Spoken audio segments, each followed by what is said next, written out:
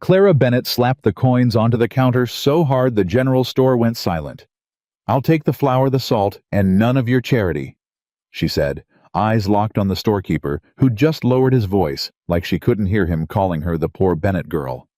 Every head turned, every mouth tightened. Then the laughter started, not at Clara, at the man standing beside her. The one with the patched coat and dusty boots. The one they all called the Scrawny Cowboy. Nobody laughed louder than William Harrington. Nobody noticed that Nathan Cole didn't flinch once. If you've ever been underestimated by people who should have known better, subscribe to this channel, follow this story all the way to the end, and drop your city in the comments. I want to see how far this story travels. The laughter died slower than it should have. That was the thing about Silver Creek in the summer of 1889, when men like William Harrington started laughing, the whole room felt obligated to follow. Merchant's ranch hands, the woman behind the dry goods counter, who had known Nathan Cole since he was 12 years old, and still managed to find something amusing about the way he stood, the way he dressed, the way he existed in a town that had already decided what he was worth. Nathan stood at the counter and waited. He didn't move. He didn't speak. He set his list of supplies down with one hand and held his hat with the other, and waited while the storekeeper, a red-faced man named Gerald Potts, recovered himself enough to start filling the order. Clara Bennett watched all of it from 3 feet away. She had arrived in Silver Creek 4 days ago with a carpet bag that held everything she owned and a letter in her pocket that had already turned out to be worthless. The letter was from a woman named Mrs. Aldrich, who had promised domestic work and a room above the laundry. Mrs. Aldrich, Clara discovered on day 1, had moved to Denver 2 months prior and left no forwarding address and no replacement offer. So Clara had 4 days of watching Silver Creek decide what it thought of her, and Silver Creek had made up its mind quickly. She was the Bennett girl. Her father had been a farmer who lost his land. Her mother had died when Clara was 16. She had no husband, no connections, and no money beyond the coins she'd counted 3 times before walking into this store. She wasn't supposed to have pride. That was the unspoken rule she kept bumping against. People with nothing weren't supposed to look anyone in the eye. They weren't supposed to push back when a storekeeper moved too slowly, or a woman in a silk dress stepped in front of them in line. They were supposed to be grateful for whatever scraps the town offered, and disappear quietly when the offer dried up. Clara had never learned that rule properly, so when Gerald Potts leaned over and said to the man beside her, to Nathan Cole, with his patched coat and his worn boots and his quiet face, "You sure you can cover this order, Cole? Don't want a repeat of last month." Clara felt something ignite behind her ribs. Last month. As if this man owed Gerald Potts an explanation. As if standing in a store requiring payment meant you also owed the man behind the counter the performance of being humiliated. She turned before she thought about it. "Does he owe you money?" she asked. Gerald blinked. "Beg pardon. I asked if he owes you money. From last month. Does he have an outstanding debt with this store?" The room went quiet the way rooms do when someone says something that wasn't in the script. Gerald straightened. "No debt. I was just..." "Then he's a paying customer, same as anyone else." Clara set her coins on the counter, hard. "Fill his order, and then fill mine, and let's all get on with our day." She didn't look at Nathan when she said it. She wasn't doing it for him. She was doing it because she was tired. Tired of watching people chip away at each other for sport. Tired of the comfortable people in this town finding reasons to be comfortable at other people's expense. What she didn't expect was the silence that followed. Not a hostile silence. Not the kind that happened before something got worse. A surprised silence. William Harrington broke it. He was standing near the door with 2 of his ranch hands, a big man with silver in his hair and the particular confidence of someone who had never once in his life been told no by anyone who mattered. He looked at Clara the way men like him looked at women who surprised them with a kind of delighted contempt, like she was a dog that had managed to open a door and now needed to be put back outside. "Well," Harrington said, "looks like the Scrawny Cowboy found himself a champion." More laughter. Easier this time. The room had permission again. Clara turned to look at Harrington fully. She took in the expensive coat, the polished boots, the gold watch chain glinting at his vest. She took in the way his ranch hands laughed half a second after he did the way Gerald Potts found something interesting to study on the ceiling. "You own a ranch," she said. Harrington smiled. "The biggest in 3 counties. And you come into town to laugh at men who shop for supplies?" She paused. "That must be a very large ranch to keep you that busy." Something shifted in Harrington's face. The smile stayed, but the ease went out of it.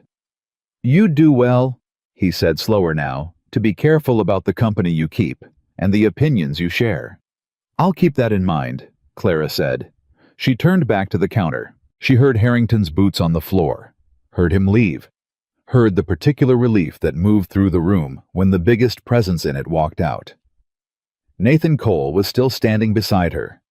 She finally looked at him directly. He was studying her with an expression she couldn't immediately name. Not gratitude or not just gratitude. Something quieter than that.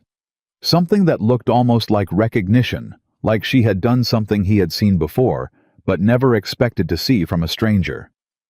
"You didn't have to do that," he said. His voice was low and even, the kind of voice that didn't waste words. "I know," Clara said. "Could make things difficult for you. Harrington has a long memory." "So do I." Nathan looked at her for another moment. Then he did something she didn't expect. He smiled. Not wide, not the performance of a smile, just a quiet pull at the corner of his mouth that lasted about 2 seconds and then was gone. "Nathan Cole," he said. "Clara Bennett. You just arrived in town? 4 days ago. And you already decided to make enemies of the richest man in Silver Creek." He said it without judgment, almost with approval. "I didn't make him an enemy," Clara said. "I just declined to pretend he was funny." Nathan paid for his supplies. Clara paid for hers.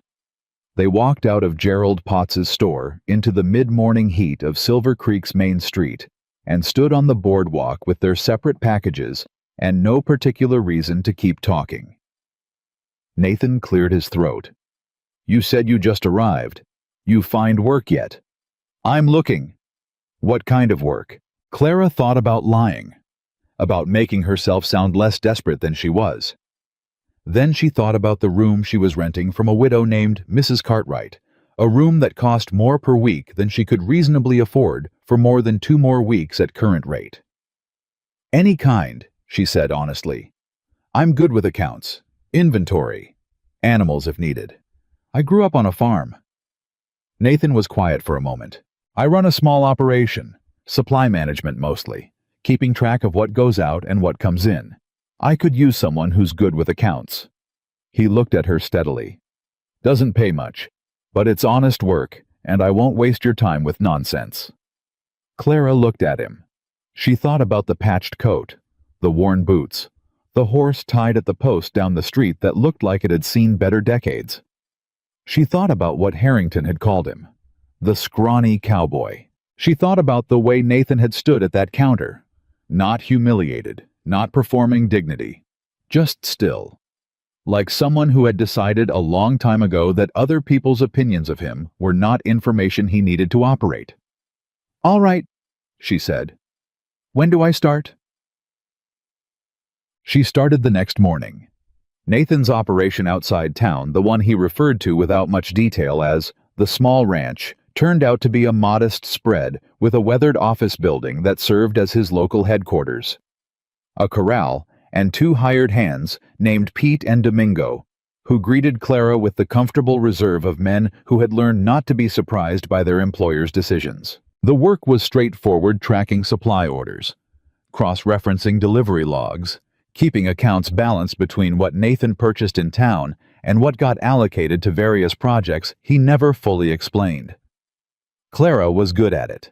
She had spent 6 years managing her father's farm accounts when his hands shook too badly to hold a pen, and she understood numbers the way some people understood weather, not just what they said on the surface, but what they meant underneath. What she didn't understand was Nathan Cole. The man was a walking contradiction, and he didn't appear to notice. He negotiated prices with suppliers in town with a precision that suggested years of hard experience managing significant resources. He could look at a fence line and tell you exactly how many posts it needed and what grade of wood would survive 3 hard winters.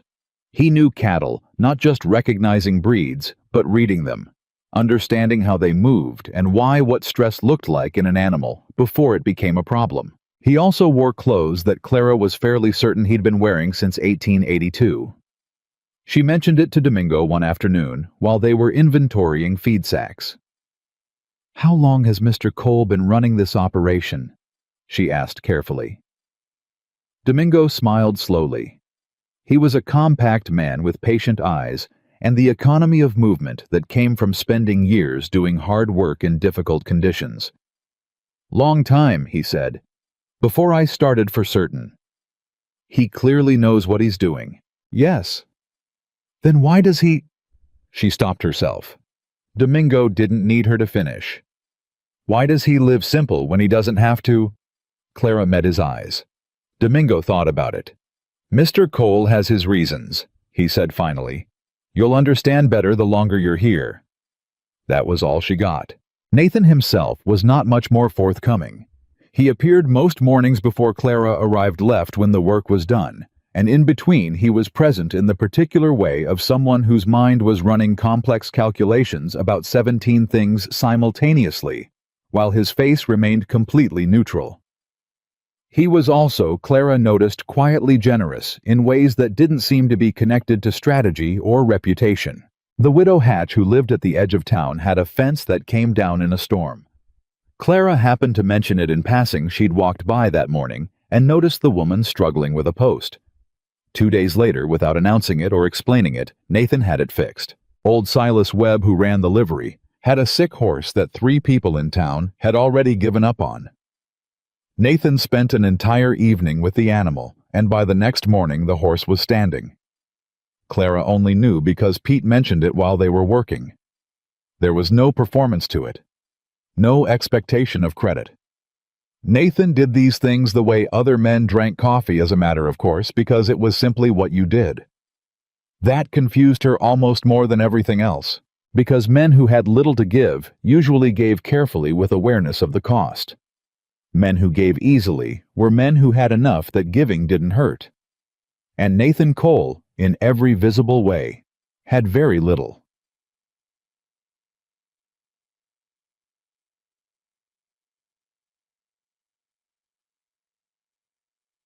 "3 weeks and the first crack appeared. Clara had been cross-referencing a supply order against Nathan's ledger when she noticed something that didn't add up. The quantity of feed ordered was roughly 4 times what would be needed for the small corral she worked at every day. She checked the figures twice, then 3 times. She brought it to Nathan. "The feed order for this month," she said, setting the ledger on his desk. "Either there's an error in the original numbers, or this is for a much larger operation than what I can see." Nathan looked at the page. Then he looked at her. "Good catch," he said. "Which is it?"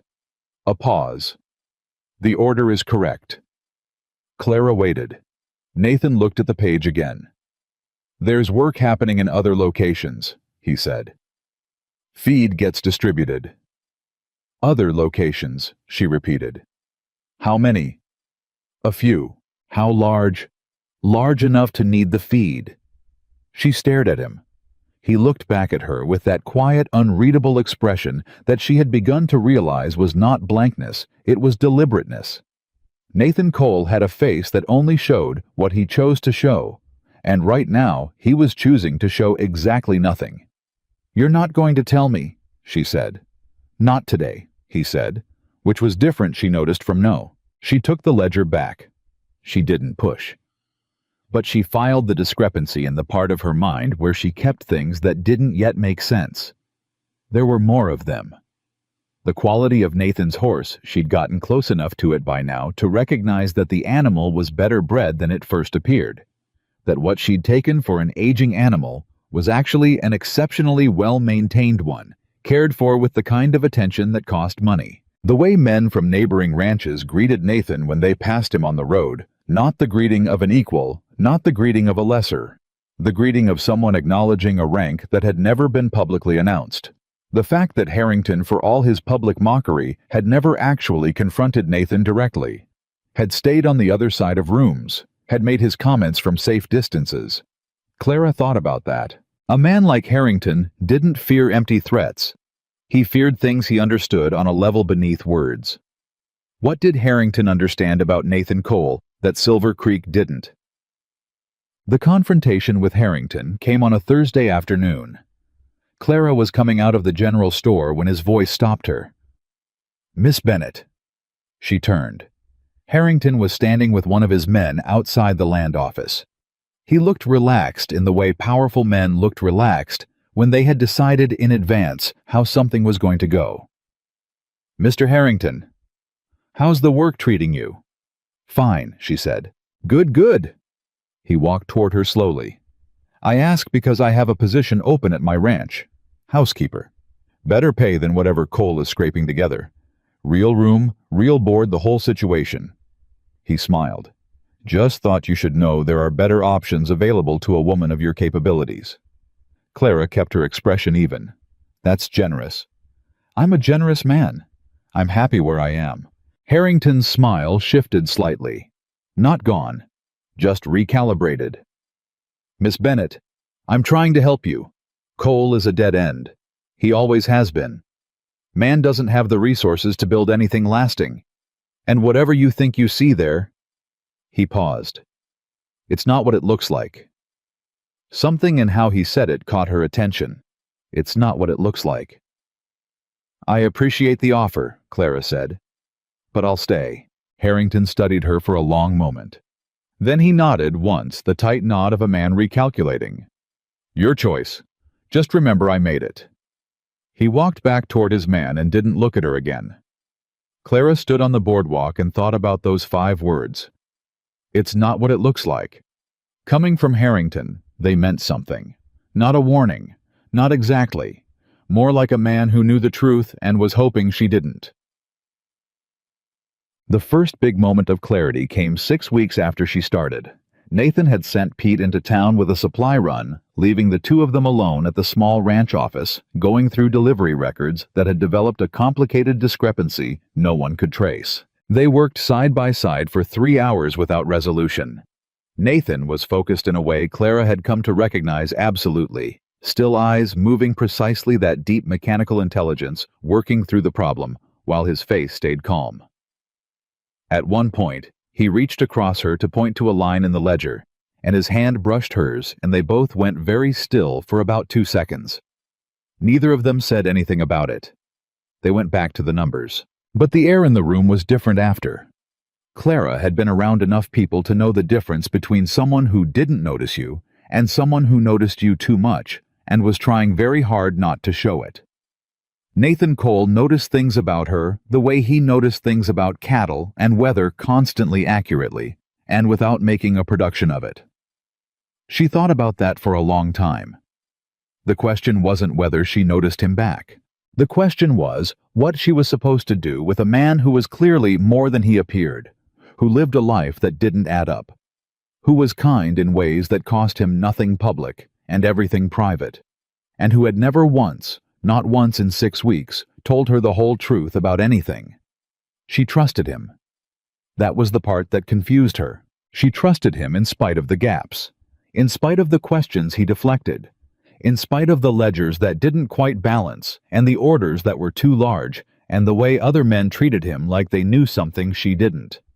She trusted him because of what he did when he thought nobody was watching, and that she understood quietly watching him work beside her in that small, dusty office was its own kind of answer to a question she hadn't quite formed yet. That evening, as she packed up to leave, Nathan said without looking up from the ledger, "You ever ride beyond the mountain trail north of town?"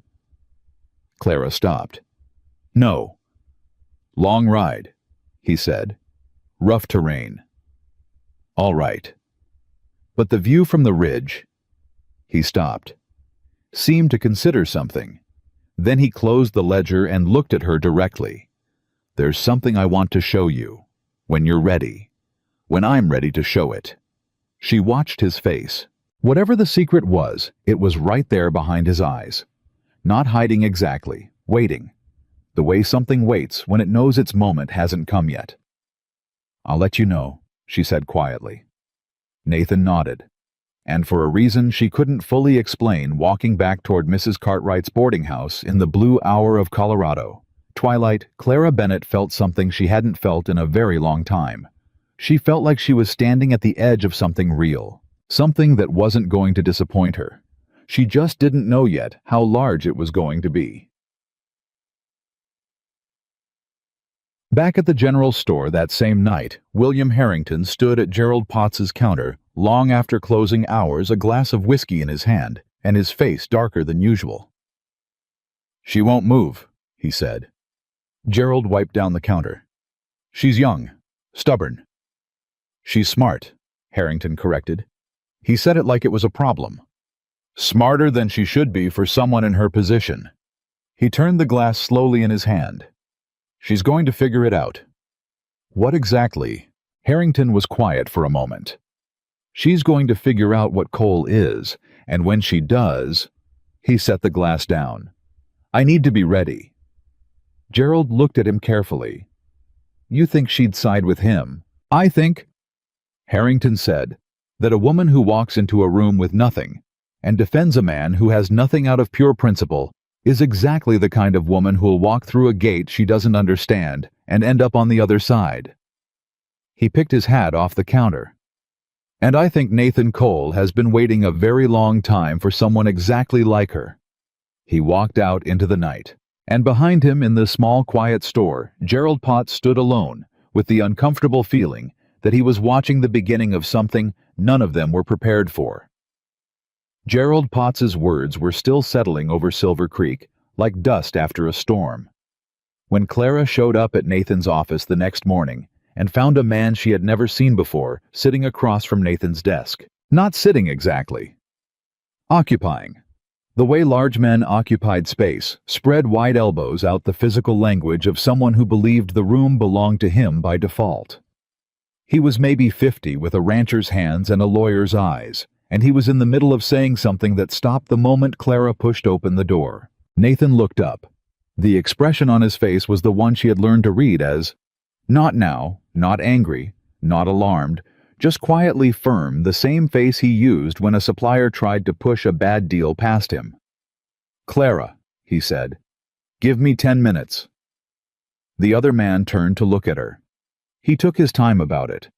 Let his eyes move over her the way men did when they wanted you to feel evaluated and found lacking. "This the new bookkeeper," he said. 10 minutes, Nathan said again, and this time it wasn't to Clara. Clara stepped back outside and stood on the porch and listened to the shape of the conversation through the wall without being able to make out words. What she could make out was tone. The other man pushed. Nathan held. The other man pushed harder. Nathan's voice went quieter, which she had already learned meant he was done talking, and had moved into the place where he simply waited for the other person to exhaust themselves. After 7 minutes, the door opened, and the man walked out. He stopped when he saw Clara still standing there. "You're wasting your time with him," he said. "Matter of fact, like a weather report." "Most people in this town say that," Clara said. "Seems like a lot of time spent worrying about a man nobody thinks matters." Something moved across his face, not anger, more like recalculation. He walked down the steps and to his horse without another word. Clara went inside. Nathan was standing at the window watching the man ride out. His jaw was set in a way she hadn't seen before. "Who was that?" she asked. "His name is Roy Gaines. He represents some land interests in the territory." "What kind of land interests?" Nathan turned from the window. "The kind that want what other people have built." Clara set her bag down. "Was he threatening you?" "Roy Gaines doesn't threaten. He presents options." Nathan moved back to the desk. "Sit down. We've got the monthly reconciliation to finish." She sat down. She pulled out the ledger. She did not push not yet. But she filed Roy Gaines in the same mental drawer where she kept Harrington's strange warning and feed orders 4 times too large and the way ranch hands greeted Nathan like he was something the town hadn't officially named yet. The drawer was getting full.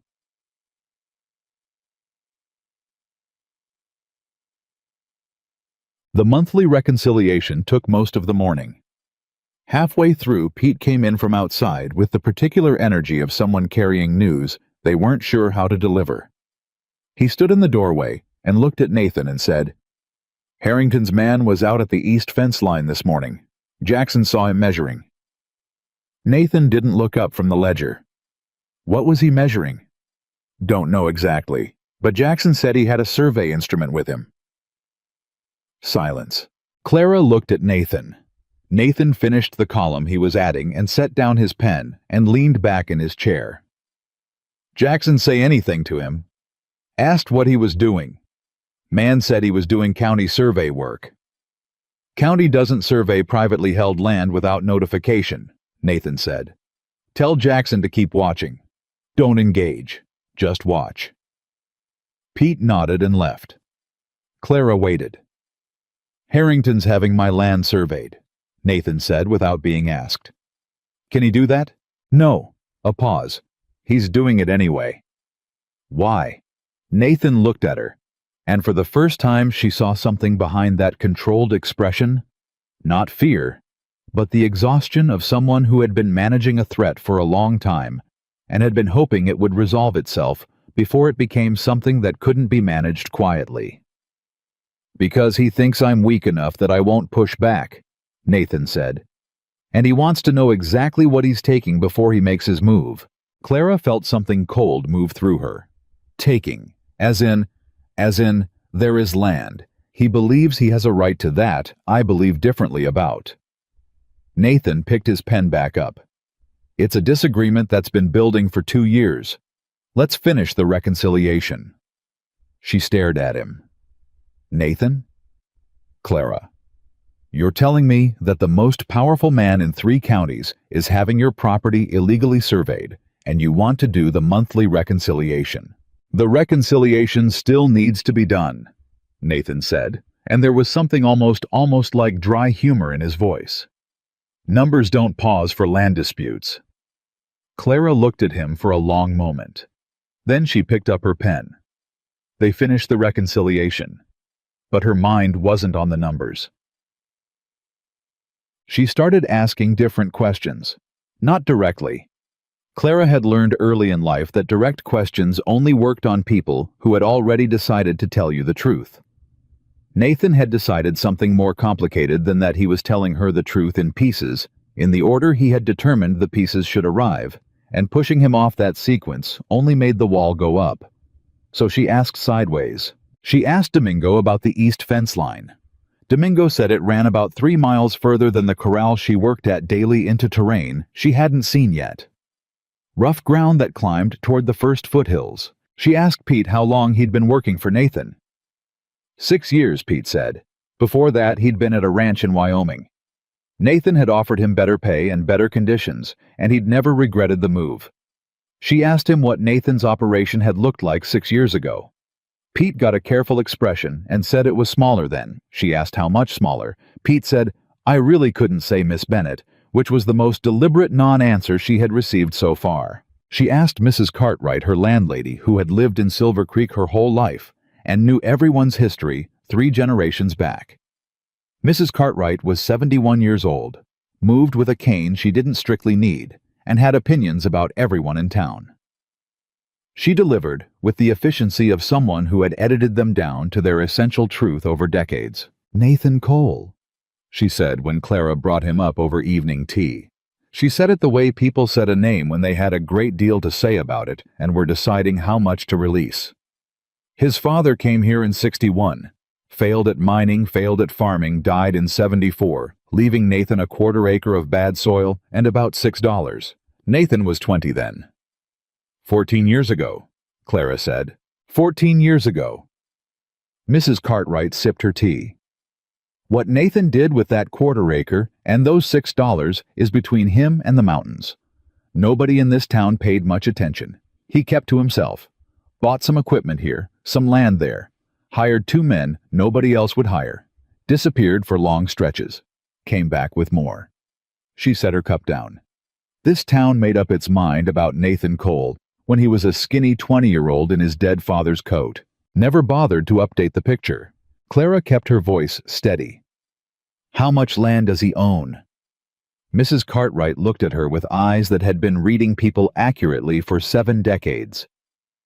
That, she said carefully, is a question I suspect Nathan himself would rather answer. She poured more tea and changed the subject. And Clara sat with the particular vibrating feeling of someone who has just understood that the thing she's been looking at has an entirely different shape than she thought. The second week of October brought the first hard frost, which brought Harrington back into Nathan's orbit in a way that couldn't be ignored.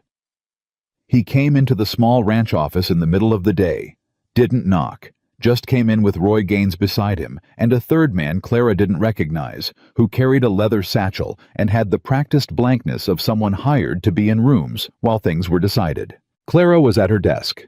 Nathan was standing at the window. Neither of them had heard the horses. Harrington looked at Clara. "Give us a minute, miss." "She stays," Nathan said without turning around. Harrington glanced at Gaines. Gaines shrugged almost imperceptibly. Harrington pulled a chair out and sat down with the ease of a man in his own home. "Nathan," he said, "let's be reasonable." Nathan turned from the window. "I'm always reasonable. The survey is done." Harrington folded his hands. "You've been running cattle on land that borders my eastern property.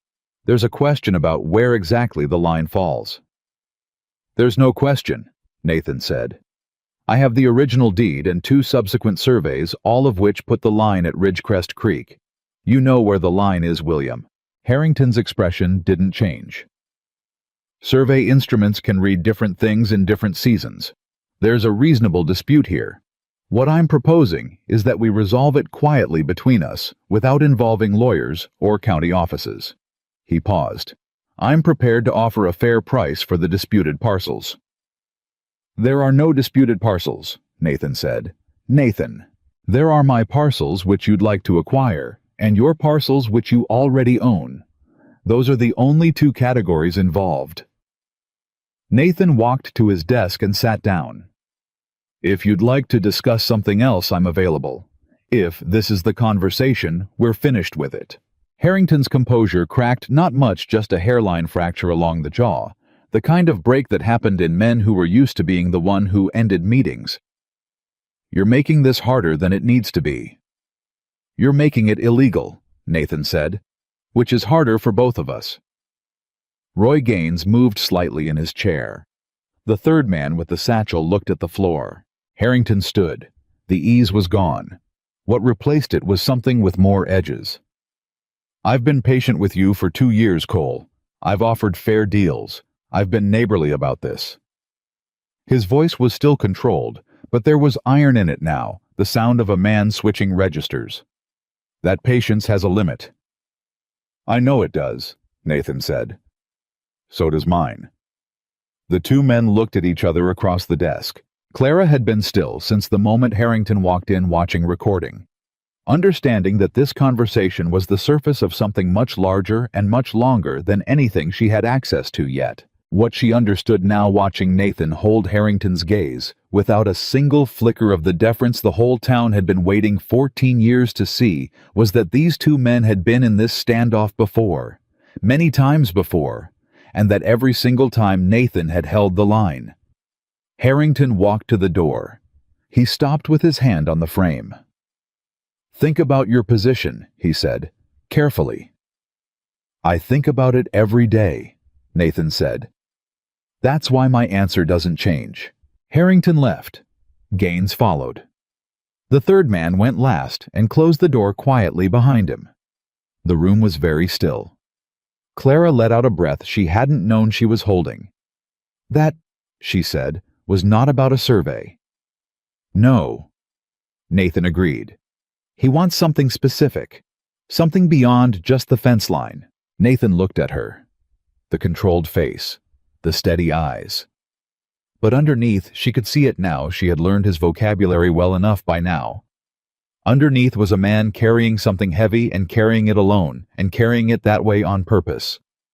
"Yes," he said. "Nathan." She leaned forward. "I'm good at keeping accounts. I'm good at understanding what numbers are really saying underneath what they appear to say. Let me understand this." He was quiet for a long moment. Outside, they heard the sound of 3 horses leaving. "Not today," he said, and before she could push, "But soon. I promise you soon." Soon turned out to be relative. What came first was trouble. Clara was at the supply shed 2 mornings later when she heard raised voices from the corral. She came around the corner to find Pete and Domingo squared off against 2 men she had never seen. Big men hired hand types, the kind of build that suggested their job description included more than cattle work. Nathan was in town.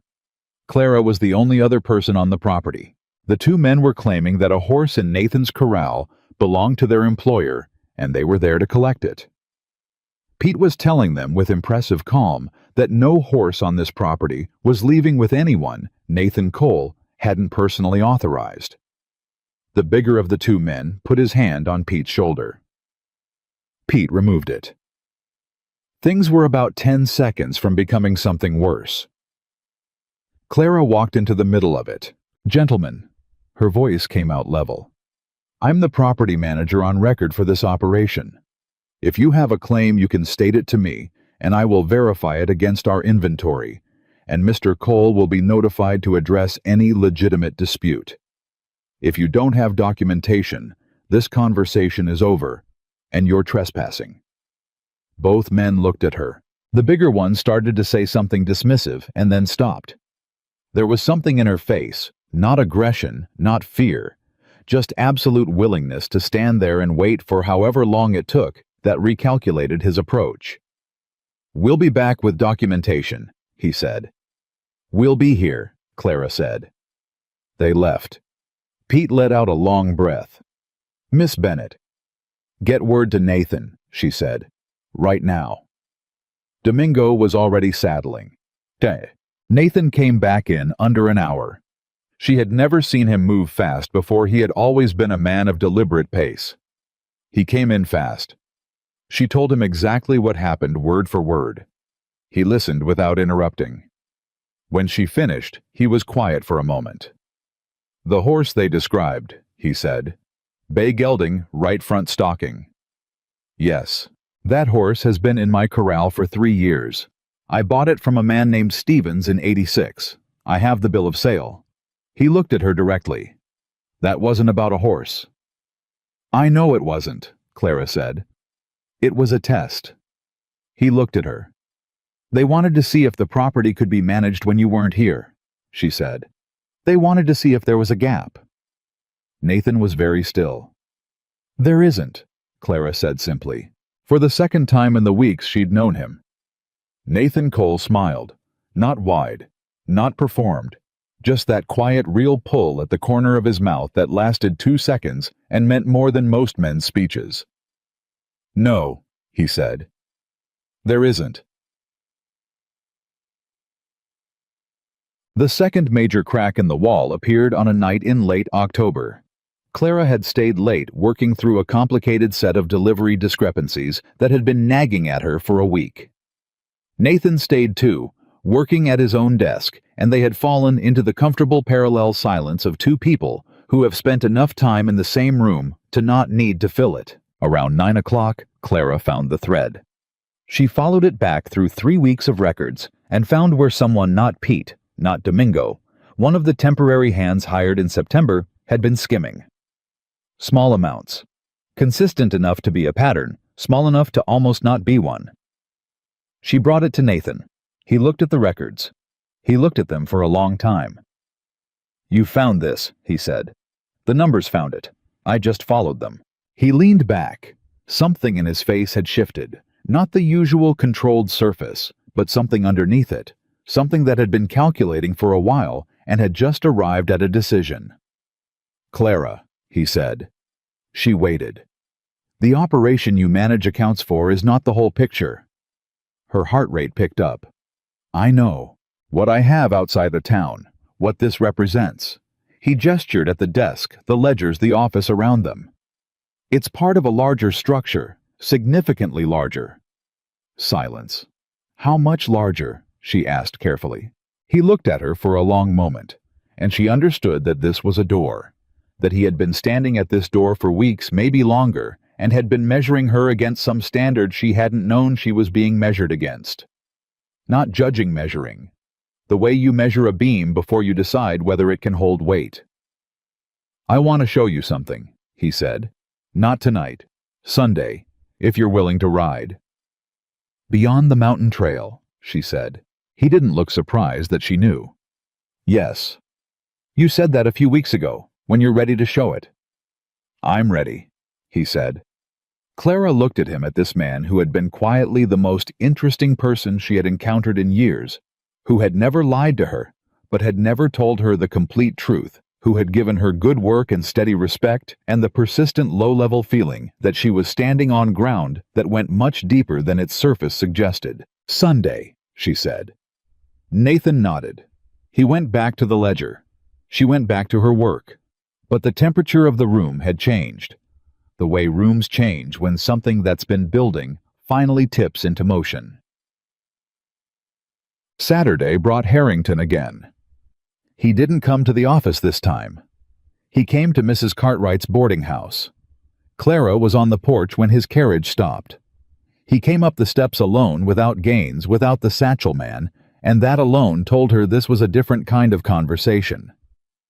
He sat in the chair she didn't offer him. I'm going to speak plainly, he said. Please, she said.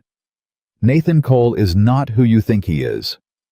She kept her face neutral. He's been running a scheme in this territory for years, moving resources around, acquiring land under different names and arrangements. The man you see in this town, the humble cowboy, the poor hard-working man, is a performance. He leaned forward. I'm trying to protect you from being used. Clara looked at him. She thought about everything she had watched Nathan do in the weeks she'd known him. The widow Hatch's fence, old Silas's horse, the way he spoke to Pete and Domingo, not like hired men, like people, the accounts she'd gone through line by line, the way he'd stood in Gerald Potts's store and held his dignity without making anyone else pay for it. She thought about Roy Gaines with his survey instruments, the two men in the corral and the horse that wasn't theirs, the pattern of pressure that had been building since she arrived. Mr. Harrington, she said. William, he said. Please, Mr. Harrington. You've come to me twice now to warn me about Nathan Cole. You've had his land surveyed without permission. You've sent men to his property to claim animals they had no claim to. She paused. If Nathan Cole were truly a nobody with nothing, none of that would be necessary. Something very fast moved across Harrington's face. You're warning me about a man who scares you, she said, and I think you should know that telling me that doesn't make me want to leave. It makes me want to stay and understand why. Harrington stood. His voice was still controlled, but there was something hard behind it now, something he'd been keeping out of his voice until this moment. You're making a mistake. I've made them before, Clara said. I'll know this one when I see it. He left. Clara sat on the porch long after the sound of his carriage faded. Tomorrow was Sunday. She didn't know what was on the other side of that mountain trail. But she knew something she hadn't known when she arrived in Silver Creek 4 weeks ago. She knew that a man being feared by William Harrington was not a man to walk away from. She knew that the accounts didn't lie, and the accounts told a story she hadn't finished reading yet. And she knew, sitting in the blue late October dark with her hands folded in her lap, that she was not afraid of what she was going to find. She was afraid of how much she was going to care about it. That was the difference. That had always been the difference. She was ready before dawn. That was the thing Clara noticed about herself as she stood at Mrs. Cartwright's door in the cold Sunday morning dark, waiting for Nathan's horse to appear at the end of the street. She wasn't nervous the way she'd expected to be. She was alert. The way you got alert before something that mattered, not something that frightened you. There was a difference. She had learned to tell them apart. Nathan arrived exactly when he said he would. He always did. That consistency, the small reliable way he existed in the world, had become one of the things she trusted most about him. Maybe because she'd spent enough of her life around people whose word meant whatever was convenient at the moment. He had a second horse with him, not the aging animal he rode into town. This one was younger, better built with the kind of steady temperament that came from careful training and good handling. Clara looked at it. "You planned this," she said. "I planned this," he confirmed. She mounted. They rode out of Silver Creek in the early gray without speaking, which was comfortable in the way that silence between two people is only comfortable when both of them have earned it. The trail north of town started easy and got harder fast. Clara had ridden rough terrain before. Farm life didn't leave you soft about horses or weather or ground that fought you, but this was a different order of rough. The path climbed into the foothills through stands of pine and rock faces that required attention and care. Nathan rode slightly ahead, and she followed his line, and neither of them spoke for the better part of an hour. Then he stopped, not at a ridge, not at a gate. Just stopped his horse on a flat stretch of trail and turned to look at her. "Before we get there," he said, "there are things I should have said earlier. I want to say them now, while there's still time to turn back." Clara pulled up beside him. "I'm not turning back." "You don't know that yet." "Yes, I do." He looked at her with that expression she had catalogued over weeks, the measured, careful look of a man who chose each word like it cost something and wanted to spend the currency correctly. "What I'm going to show you," he said, "it changes things, between us and with everyone else. I need you to understand that I did not. I never intended to deceive you. I made a choice about timing, about when you would know." He stopped, steadied something in himself. "I need to know that you can separate those two things, because I could not stand for you to see what I'm about to show you and think the worst of why you didn't know sooner." Clara was quiet for a moment. "You wanted to know if I would choose you before I knew what you were worth," she said. It wasn't a question. She had worked it out somewhere in the past week and had been waiting to see if he would say it himself. Something in Nathan's face shifted. "Yes." "That's not deception," she said. "That's being careful. You might not see it that way once you—" "Nathan?" Her voice was even. "I've been doing your accounts for 2 months. I've watched you handle Harrington, handle Gaines, handle men twice your size and 10 times your loudness without once losing your footing. I've watched you give to people who don't know you're giving and protect people who don't know they need protecting." She held his gaze. "Whatever is on the other side of that trail, it was built by the same man I've already been watching. That man I trust." The silence between them held. Then Nathan turned his horse back to the trail and said quietly, "Come on then."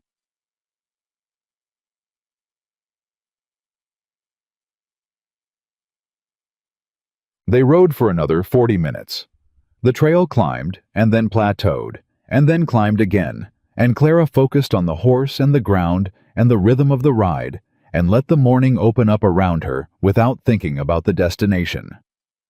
She heard the gate before she saw it, a low creak of iron in the cold air. Nathan had ridden slightly ahead again and had stopped, and when Clara came around the last bend of the trail and pulled up beside him, she went completely still. The gate was massive. Wrought iron set between 2 stone pillars that had been built to last, not the rough construction of a working ranch, but the deliberate work of someone who understood permanence. The iron was clean, maintained the metalwork intricate in a way that no one would bother with unless they cared about what they were marking the entrance to. Beyond it, the land dropped into a valley. Clara looked. She looked for a long time without speaking. Below them, spread through a wide, protected valley that the mountains had hidden from every angle of the surrounding territory, was a ranch that belonged to a different category of existence than anything Silver Creek contained. The scale of it hit her. First, the pastures running further than she could trace the organized movement of cattle so numerous they changed the texture of the land. The structures positioned with thought and intention across the floor of the valley. And at the center, built from the same dark stone as the gate pillars, a house that was not a cabin or a homestead. A house that had been planned and built over years by someone who understood both beauty and function and refused to choose between them. Clara could not speak, not because she was impressed by wealth. She had never particularly wanted wealth. She could not speak because she was doing fast, urgent mathematics in her head, cross-referencing everything she had observed in 2 months against this valley below her, and understanding with the specific vertigo of a person who has been looking at a puzzle piece by piece and has just seen the completed picture for the first time, exactly how large the gap was between what Nathan had let the world see and what he had actually built. Nathan was watching her. She was aware of him watching and couldn't look at him yet. She needed another minute. She needed to let the scale settle before she could be fair. Then she turned. "How long?" she said. "How long what? How long did it take you to build this?" 14 years, he said.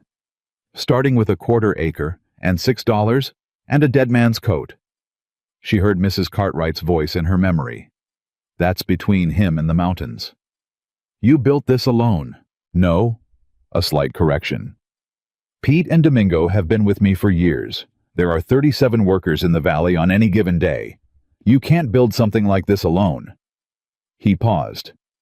"But I started it alone. The idea of it. The decision that this was what I was building." Clara looked back at the valley. A rider far below had spotted them and lifted a hand. Nathan raised his own hand in response. The simple gesture of a man acknowledged in his own place.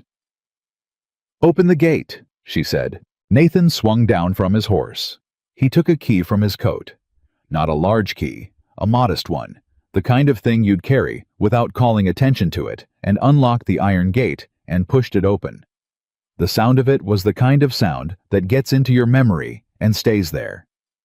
They rode through. The descent into the valley took 20 minutes, and in those 20 minutes, Clara understood that she had been watching a performance for 2 months, not a lie, but a performance, the deliberate reduction of something enormous to something the town could comprehend. Every man she passed on the way down greeted Nathan with the direct, undemonstrative respect of people who had worked hard for someone who worked hard beside them. Not deference. Not the performance of deference. The real thing, which looked quieter and meant more. A man named Harrison came out to meet them as they rode toward the main house. He was Nathan's foreman. It became clear, a weathered man in his 40s with capable hands and direct eyes who greeted Clara with a nod that suggested Nathan had mentioned her. "Everything clear from last night?" Nathan asked. "Gaines had a man at the north boundary again," Harrison said. "Jenkins logged it. Didn't engage." Nathan's jaw tightened. "3rd time this month." "4th," Harrison corrected. Nathan looked at Clara. She looked back at him. "He's mapping the boundary," she said. "Not surveying for county purposes. He's looking for the weakest point."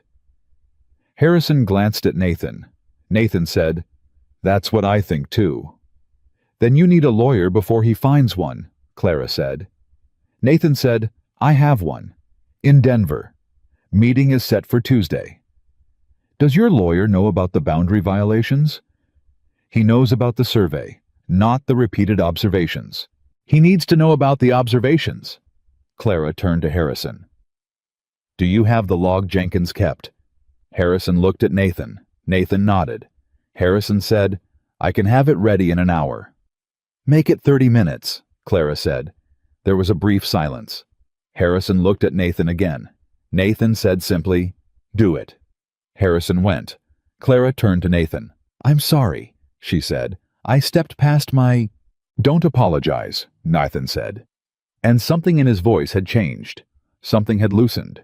The careful management he applied to every word and every expression had given way just slightly to something that sounded like relief. "I have been managing this alone for too long. Don't apologize for thinking."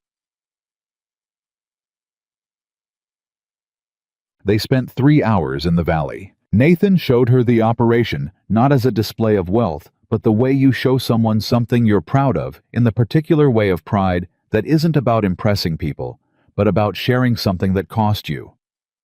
He showed her the cattle operation, the storage structures, the water management system he had designed himself over 2 years of trial and failure.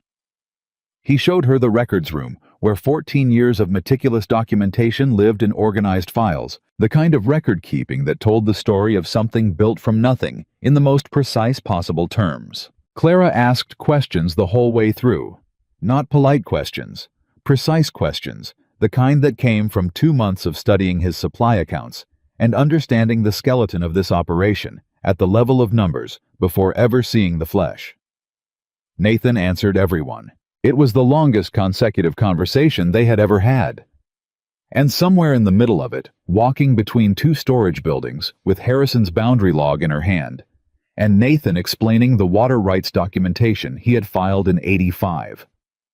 Clara realized that what she was feeling, the particular quality of her attention in this moment, was not what you felt for a man you worked for. It was what you felt for a man you understood. That was different. That was rarer. She had met exactly 2 other people in her life who she had understood at that level. Her mother, who died too soon, and her father, whose mind was still clear even when his hands weren't. People whose thinking you could track and match and build onto. Nathan Cole thought the way she thought. He just thought about things 12 times larger. She didn't say any of that. She kept asking about water rights. They were sitting in the main house when the afternoon went wrong. Harrison came in with a look on his face that Clara had learned to read in approximately 2 seconds, the specific controlled expression of a man delivering bad news he has already processed and is now conveying as information rather than emergency. "Rider from town," he said. "Harrington filed a complaint with the county land office this morning. Claims encroachment on his eastern boundary. He's got a surveyor's report signed yesterday." The room went very still. Nathan set down his coffee. "Yesterday," he said. "He filed it the day I brought Clara up here." "Yes?" Clara looked at Nathan.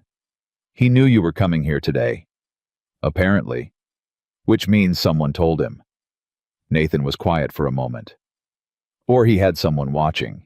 "The temporary hand," Clara said. "The one who was skimming in September." Nathan looked at her.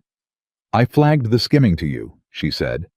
"But I didn't flag the timing. He was hired in August, a week after Gaines first showed up at the boundary." She spread her hands flat on the table.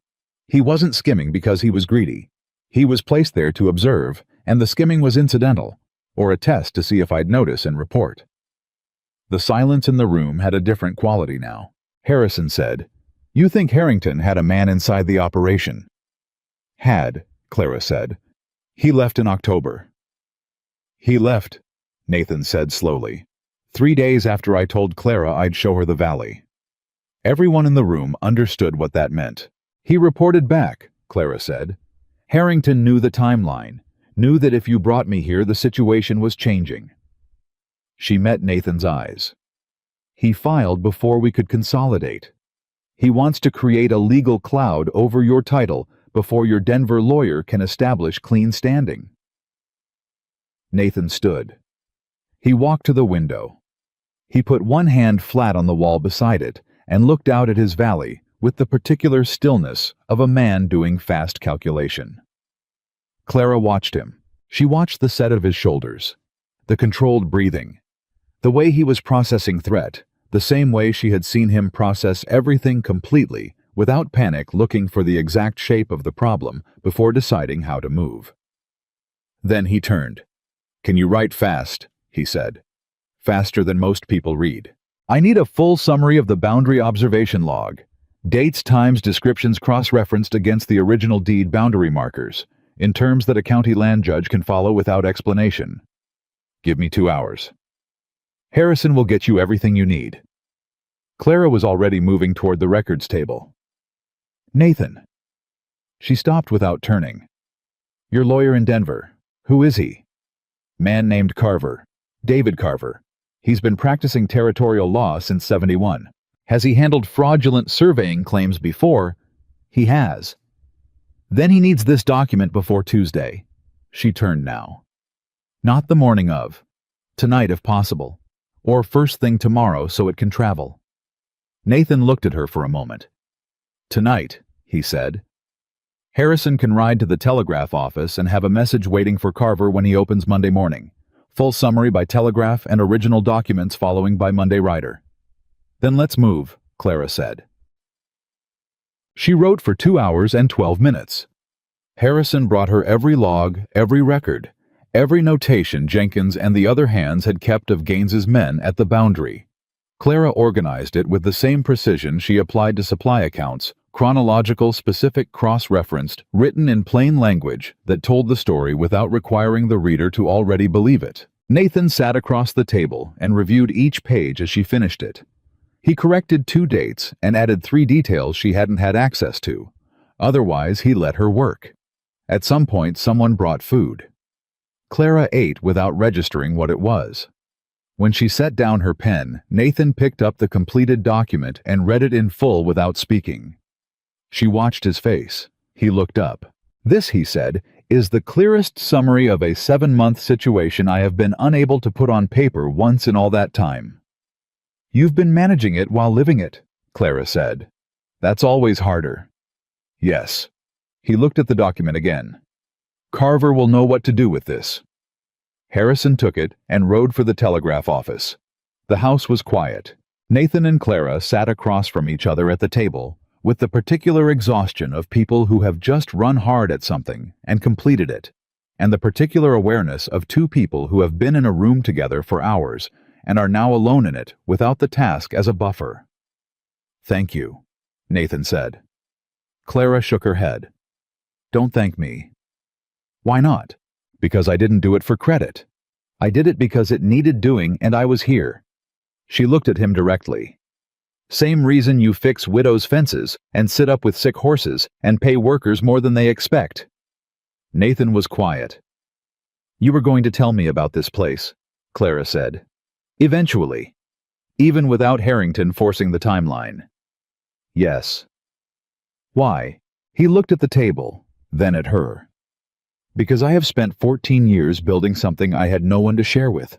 Not the work I have good men for the work, but the—" He stopped, found the word carefully. "The weight of it, the knowing that it's here, and having no one who knows it with you." He paused again. "I told myself I was waiting to find someone who would choose me before this, who would see me without it." He looked at her steadily. "You did that. You didn't know what I had, and you stayed anyway. You defended me in Gerald Potts's store on the first day, and you turned down Harrington's offer, and you held my property when men came to take from it. You did all of that without knowing any of this existed." Clara didn't look away. "And I think," Nathan said quieter now, "that you have known for some time that there was more to know. And you chose to stay anyway, and let me be the one to show it." "Yes," she said simply. The word sat between them. Outside the sounds of the valley cattle wind, the distant voices of working men continued, as they always continued, indifferent to the 2 people inside the stone house, making the most careful calculations of their lives. "I need to say something else," Nathan said. Clara waited. "Harrington is not going to stop, even with Carver, even with the document you just wrote." He met her eyes. "This is going to be a long fight, and it is going to happen publicly, and it is going to require standing in rooms where powerful men say things designed to make you doubt what you know." He paused. "I don't want you pulled into that without knowing it's coming." Clara looked at him. She thought about her father's farm. The bankmen who came with their papers and their apologetic voices, and their absolute certainty that people with less didn't deserve to keep what little they had built. She thought about the years of watching people with power treat people without it as problems to be managed rather than people to be reckoned with. "Nathan," she said, "I grew up watching a good man lose everything he built to people who had lawyers, and I had no way to stop it." Her voice was steady. "I am not going to watch that happen again." Something moved across Nathan's face, opened, then held. "You understand what you're saying," he said. "I understand exactly what I'm saying." The silence was different now. Not the silence of 2 people managing what was between them. The silence of two people who had stopped managing it. "Sunday dinner," Nathan said finally. "Harrison's wife cooks for the crew on Sundays. If you'll stay." Clara almost smiled. "You're asking me to Sunday dinner after all of that?" "I'm asking you to stay," he said. The simplest possible version of what he meant. Clara looked around the room. At the stone walls. At the records table covered in 14 years of careful documentation. At the window and the valley beyond it, where 37 people were going about their Sunday with the ease of people who trusted the ground they stood on. "Yes," she said. "I'll stay." She did not know sitting at that table that William Harrington had received a telegraph of his own that afternoon. She did not know that Roy Gaines had already contacted 2 county commissioners. She did not know that by Monday morning, Silver Creek would be waking up to a story that had finally broken through the surface, the story of Nathan Cole, the scrawny cowboy, and the secret valley, and the woman who had been managing his accounts in plain sight while understanding things nobody else had thought to look for. She did not know any of that yet. What she knew was the sound of the valley outside, the smell of Harrison's wife's cooking coming through the kitchen door. Nathan's voice asking Harrison something about the north boundary low, and focused the voice of a man working the problem. And the particular feeling quiet but enormous. The kind you recognize, because you have been waiting for it, without knowing you were waiting of being exactly where you were supposed to be. The gate behind her was still open. She had not once thought about going back through it. The telegraph reached David Carver's office in Denver at 7:42 Monday morning. By 8 o'clock, Carver had read it 3 times. By 8:15, he had sent 2 messages, one back to Nathan, one to the county land office in Silver Creek, and had begun pulling 14 years of filed documentation from the cabinet where he kept Nathan Cole's affairs in a dedicated section he had mentally labeled over the years as the Quiet Giant. That was what Carver had called Nathan once in a moment of candor over whiskey. A quiet giant. A man who built in silence and documented everything and never once made a public claim about what he owned, which was either the wisest strategy Carver had seen in 30 years of territorial law or the most dangerous depending on which day you asked him. Today felt like a dangerous day. But the document that had come through the telegraph, summarized in Clara's clean, precise language, cross-referenced and chronological, and laid out with the kind of clarity that made arguments before you had to make them, that document made today feel less dangerous than it had on Friday. Carver picked up his pen. Nathan Cole had finally found someone who could translate what he knew into what a court could hear. That changed things considerably. Back in Silver Creek, the story had broken the surface, the way stories do in small towns, not all at once, but everywhere simultaneously, so that by Monday morning it felt like everyone had known for years and were only now giving themselves permission to say it aloud. Gerald Potts heard it from his supplier. His supplier had heard it from a ranch hand, who had ridden in from the Eastern Territory with news that Nathan Cole had escorted Clara Bennett personally to a property beyond the mountain trail that nobody in Silver Creek had ever been invited to see. The size of the property was depending on who was telling the story either large or extraordinary. The supply orders, which Gerald Potts suddenly remembered and began calculating in a new context, suggested the latter. Mrs. Cartwright heard it at church and said nothing, which was its own kind of statement from a woman who always had something to say. Old Silas Webb at the livery heard it and was quiet for a moment and then said, "Well, good for him," and went back to work. William Harrington heard it before 9 o'clock and called Roy Gaines before 10. "He showed her," Harrington said. Gaines was quiet for a moment. "Then the timeline accelerates.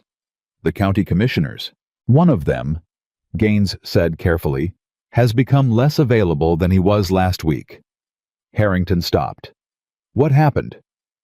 "I believe a telegraph arrived from a lawyer in Denver first thing this morning." Harrington said nothing for a long moment. The sound of his breathing filled the line. "Carver." "Almost certainly." "How much does Carver know?" "Based on what Cole telegraphed Saturday night." Gaines paused. "Everything." Another silence. Longer. "The fraudulent survey, Harrington said, would appear to be documented in some detail, including dates, times, and the specific locations of my men at the boundary. A pause. Someone went through the observation logs. Cole doesn't keep observation logs. His hands aren't organized that way. They weren't, Gaines said. Until 2 months ago. The silence that followed had a different quality. The quality of a man who had been playing a long game against an opponent he had underestimated and had just understood precisely where he had made his error. The Bennett woman, Harrington said. That would be my assessment, yes. Harrington set down the receiver. He stood at his window and looked out at the most expansive ranch in 3 counties built over 30 years through money and marriages, and the particular ruthlessness of someone who understood that in the Colorado Territory, land was power, and power was everything else. He had spent 2 years carefully maneuvering to take what Nathan Cole had built. He had never once taken seriously the possibility that the scrawny cowboy would find someone who could outthink Roy Gaines. Clara was in the small office outside Silver Creek when Pete came in Monday morning with the expression she had learned meant the situation had moved without warning.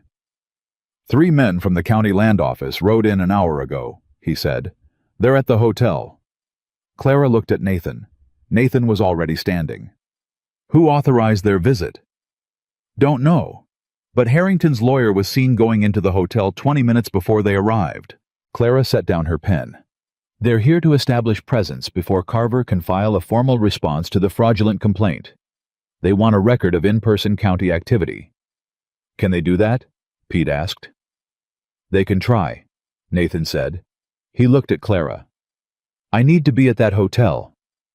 We need to be at that hotel, she said. And we need Harrison's boundary log, the original, not the copy. It's at the valley. Can Domingo ride for it?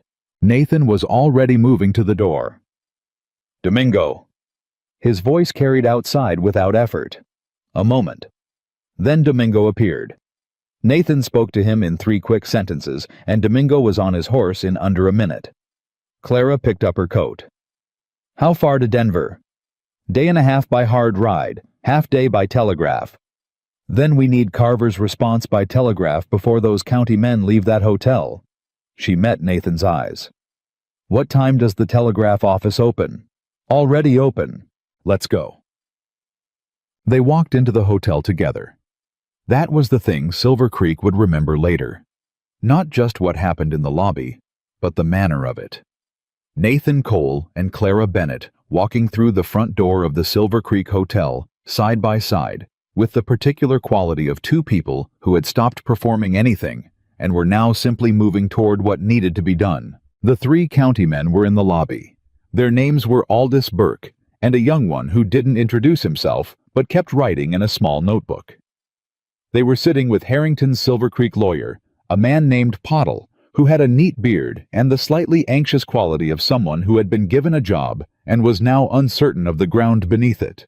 Harrington was not there. Of course he wasn't. Aldous was the senior man. He stood when he saw Nathan. He had the careful face of a government official who has learned to be equally careful with everyone until he understands who has power and who doesn't. He looked at Nathan. He looked at Clara. He recalibrated in a way that was visible if you were watching for it. Mr. Cole, he said. Mr. Aldous. Nathan shook his hand, not performative, not aggressive. The firm, equal handshake of a man who has decided the register of this meeting before it started. I understand you received a complaint about boundary encroachment on my eastern holdings. We received a formal complaint, yes, filed Saturday morning. I have documentation, Nathan said, going back to 1875, establishing my eastern boundary at Ridgecrest Creek.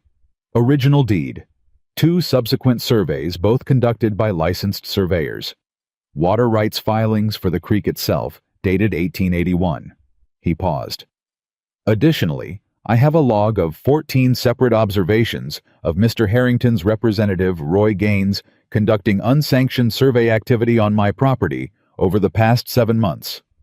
Pottle the lawyer shifted in his chair. Aldous looked at Nathan carefully. You have all of this documentation available. My attorney in Denver is transmitting a summary to your county office as we speak, Clara said. Mr. David Carver. He's been handling Mr. Cole's territorial filings since 1876. Aldous turned to look at her fully for the first time. And you are Clara Bennett. I manage Mr. Cole's operational accounts and records. Miss Bennett. He said it the way men said names when they were deciding how much weight to assign them. You have direct knowledge of this documentation. I organized it, she said. I can walk you through every entry in the boundary observation log cross-reference to date and location if that would be helpful. The young man with the notebook was writing faster. Pottle said carefully, Mr. Aldous, the complaint was filed under. I'm aware of what the complaint was filed under, Aldous said. He said it without looking at Pottle, which told Clara everything she needed to know about how seriously Pottle's authority was going to carry in this room. He looked at Nathan. Mr. Cole, I'll need to review the primary documentation before any determination can be made. That will require a proper filing period, 30 days minimum. I understand, Nathan said. In the meantime, the status of the boundary remains as currently filed. No changes to be made by any party pending review. Pottle said, Mr. Aldous, Mr. Harrington's survey specifically was conducted without county authorization on privately held land, Clara said. She kept her voice even and informational, not combative, which itself constitutes a violation of Territorial Land Code Section 14. Mr. Carver's filing this morning addresses that point specifically. Complete silence. Aldous looked at Clara for a long moment. Then he looked at the notebook man and said, Record that the county is aware of an allegation of unauthorized survey activity on Cole's holdings, pending review of documentation from both parties. He stood and extended his hand to Nathan. I'll expect the primary documents within 10 days, Mr. Cole. You'll have them in 5, Nathan said. Aldous nodded. He didn't shake Pottle's hand on his way out. The notebook man followed. Burke followed. Pottle stood in the suddenly emptier lobby and looked at Nathan with an expression Clara recognized the expression of a man who had been given a clear assignment and has just understood it was built on a foundation someone else controls. I'll be notifying Mr. Harrington, Pottle said. He said it like a threat, but it didn't sound like one. Please do, Nathan said. Pottle left. The lobby was quiet. Clara let out a slow breath. Nathan looked at her, and this time he didn't try to manage what was on his face. What was there was uncomplicated. It was gratitude and something warmer than gratitude, and he didn't hide either. Section 14, he said. I read fast, she said. When did you read the Territorial Land Code? Last night, before I went to sleep. She picked up her bag. You said Tuesday. I wanted to be ready. Nathan looked at her for a long moment. 2-3 seconds of looking at her with that open face that she was beginning to understand was his real face, the one behind the controlled surface, the one not performing anything. Clara, he said. Don't, she said gently. Not here. Let's go send the confirmation to Carver first. He almost smiled. Right. They walked out of the hotel together, and the whole of Silver Creek's main street seemed to pause for just a moment, the way a street does when something has shifted that everyone can feel, but nobody can quite name yet. The confirmation telegraph reached Carver by noon. Carver's formal response to the county complaint reached the Silver Creek Land Office by 3 o'clock. By 4 o'clock, Roy Gaines had left town on a horse traveling east at a speed that suggested he had decided the situation required his attention somewhere else. Gerald Potts, watching from his store window, noted Gaines's departure with the particular feeling of a man watching a tide go out. Mrs. Cartwright heard about the hotel meeting from 3 separate sources before supper, each version slightly larger than the last.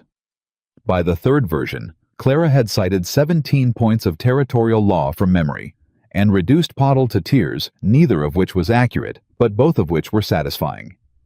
Harrington did not leave town. That was the detail that mattered. Harrington stayed in his large house at the edge of Silver Creek and did not appear on the main street and sent no further messages through Pottle or Gaines or anyone else, which was its own kind of signal. Harrington in motion was a threat you could track. Harrington still was a man deciding whether to change his approach. Nathan understood that. He came to Mrs. Cartwright's that evening, which he had never done before. He came to the door, and Mrs. Cartwright let him in, with the particular satisfied expression of a woman who had been waiting for exactly this development for some weeks and was not going to make it awkward by commenting. Clara met him in the small front room. "Gaines is gone," Nathan said. "I heard. Harrington hasn't moved." "I know." She sat down. "He's deciding something." Nathan sat across from her. He was tired in a way she hadn't seen before, not the productive tiredness of a man who had worked hard, but the deeper kind, the kind that came from years of carrying something at high tension and feeling it finally shift. "Carver thinks the fraudulent survey will be the thing that finishes it," Nathan said. "Legally. Evidence of unauthorized activity on private land with intent to establish false boundary claims, that's not a civil matter. That becomes criminal. Does Harrington know that? Harrington has been in this territory long enough to know exactly what it means." Nathan leaned forward, elbows on knees. "The question is whether he files something else before Carver can lock the record. What else could he file? A challenge to the original deed?" Nathan looked at her. "Claim the initial land purchase in 1875 was improper. That the man I bought from didn't have clean title." Clara thought about that. "Did he?"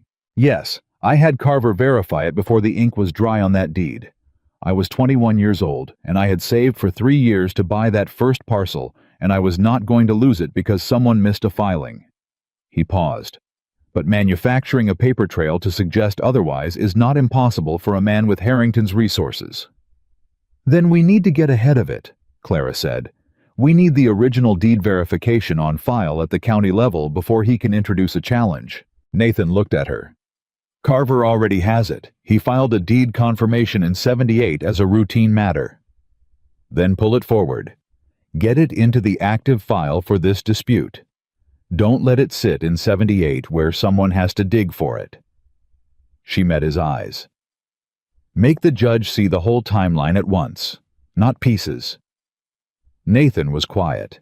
"You've been defending one piece at a time," Clara said. "Not accusatory, observational. Harrington attacks here, you defend here. He moves there, you respond there.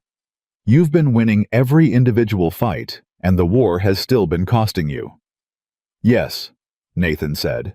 "Stop defending. File everything, all of it at once, not as response, as record. Here is what I own. Here is how long I have owned it. Here is every document proving I own it, and here is evidence of a coordinated campaign to take it from me." She leaned forward slightly. "Make the county see the shape of the whole thing, not individual complaints." Nathan looked at her for a long time. "Carver said something like that. He said 6 months ago. I wasn't ready." "Are you ready now?" He looked at his hands. At the hands that had fixed fence posts and doctored cattle, and turned a dead man's quarter acre and $6 into a valley full of life and work and purpose. He looked at them for a long moment. "Yes," he said. "Then I'll help you write the comprehensive brief tonight," she said. "Everything. All 14 years. We'll have it to Carver by morning." They wrote until 2 in the morning. Mrs. Cartwright brought them tea at 10 without being asked, and did not comment on the hour or the nature of the situation. She simply set the tray down and left, which was the most delicate thing Clara had ever seen that woman do. Nathan talked. Clara wrote. Not taking dictation building. He gave her facts and sequence, and she gave them structure and language, and what emerged over 4 hours was not just a legal brief, but a story. The story of a man and a piece of land, and 14 years of patience and work. A story told in deeds and filings and surveys, and purchase records and payment logs and boundary documentation, and the steady accumulating proof of a life built carefully and without asking anyone's permission. At some point around midnight, Clara looked up from the page and said, "Why didn't you fight back sooner 2 years ago when this started?" Nathan considered the question. "Because I thought if I stayed quiet enough, he'd find an easier target. But he didn't." "No, Because there wasn't one, Clara said. Because what you have is too valuable and too well positioned, and he knew it long before anyone else did. She looked at him. The one thing you didn't account for was that the very fact of what you'd built made retreat impossible. Nathan absorbed that. You're right, he said. I kept thinking if I didn't escalate, there'd be no escalation. And instead, he read the quiet as weakness. Nathan looked at the pages spread between them. Men like Harrington don't stop because you ignore them. They stop because the cost of continuing exceeds what they expect to gain. So we raise the cost, Clara said. Yes. She went back to writing. The brief reached Carver by telegraph transmission starting at 6 in the morning and continuing in sections until 9. Carver read it in real time as it came through page by page.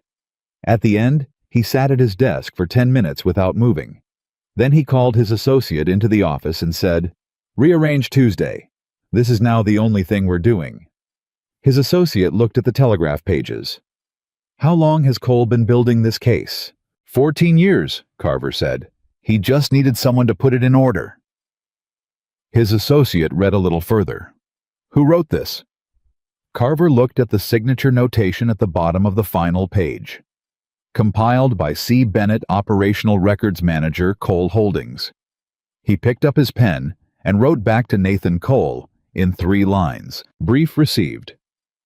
This is the strongest land rights filing I have prepared in 30 years of practice. Tell Miss Bennett she has a future in law if she wants one. Filing with County Thursday. Nathan read the telegraph aloud to Clara. She read it twice. Then she set it down and was quiet for a moment, and Nathan watched her face do something it rarely did, let something through without management.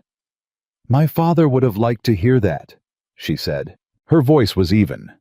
But he heard everything underneath it, the years of managing her father's accounts, while he lost the ability to hold a pen, the land that went anyway. The education she'd never had formally, but had built piece by piece from necessity and native intelligence. All of it in 5 words. He didn't say anything for a moment, didn't try to respond to it with something that would make it smaller than it was. Then he said, he would have been right. Clara looked at him. Something passed between them in that moment, the kind of thing that doesn't need words and is actually diminished by them. She picked up the next document on the desk. We still need to finalize the water rights chronology, she said. We do, Nathan agreed, and they went back to work. Thursday came with a cold wind off the mountains that drove most of Silver Creek's population indoors and delivered David Carver to the county land office on horseback at precisely 10 in the morning. Carver was 63 years old, spare-framed, with the deliberate economy of movement of a man who had decided somewhere in his 50s that he would never waste energy on anything not worth the expenditure. He walked into the land office with Nathan's complete case file in a leather satchel and set it on the counter and said to the clerk, I'm filing a comprehensive declaration of holdings for Nathan Cole, Cole Holdings of Colorado Territory. 14 parcels. Original purchase dates from 1875 through 1887. Complete deed chain survey documentation, water rights filings, and a formal complaint of unauthorized survey activity against William Harrington and Agent Roy Gaines. The clerk looked at the satchel, then at Carver. That's a significant filing. Yes, Carver said. That's rather the point. Nathan was not at the land office. He was standing outside it on the boardwalk with Clara beside him. They had agreed that Carver would handle the formal filing without Nathan present, that Nathan's presence would make it look like confrontation. And this needed to look like what it was, which was clean and thorough and orderly, and the kind of filing that only surprised you if you had never been paying attention. Clara had her coat pulled tight against the cold, and her hands in her pockets, and was watching the land office door. How long does a filing like this take? She asked. The initial acceptance is immediate, Nathan said. Carver will get a filed stamp within the hour. The formal county review takes 30 days. And during 30 days, everything is frozen at current status. No changes to boundary, no transfers, no new surveys without county authorization. Clara nodded slowly. Harrington has 30 days to file a counter-response, Nathan said. Carver expects he will. But whatever he files is now responding to the complete record. She understood.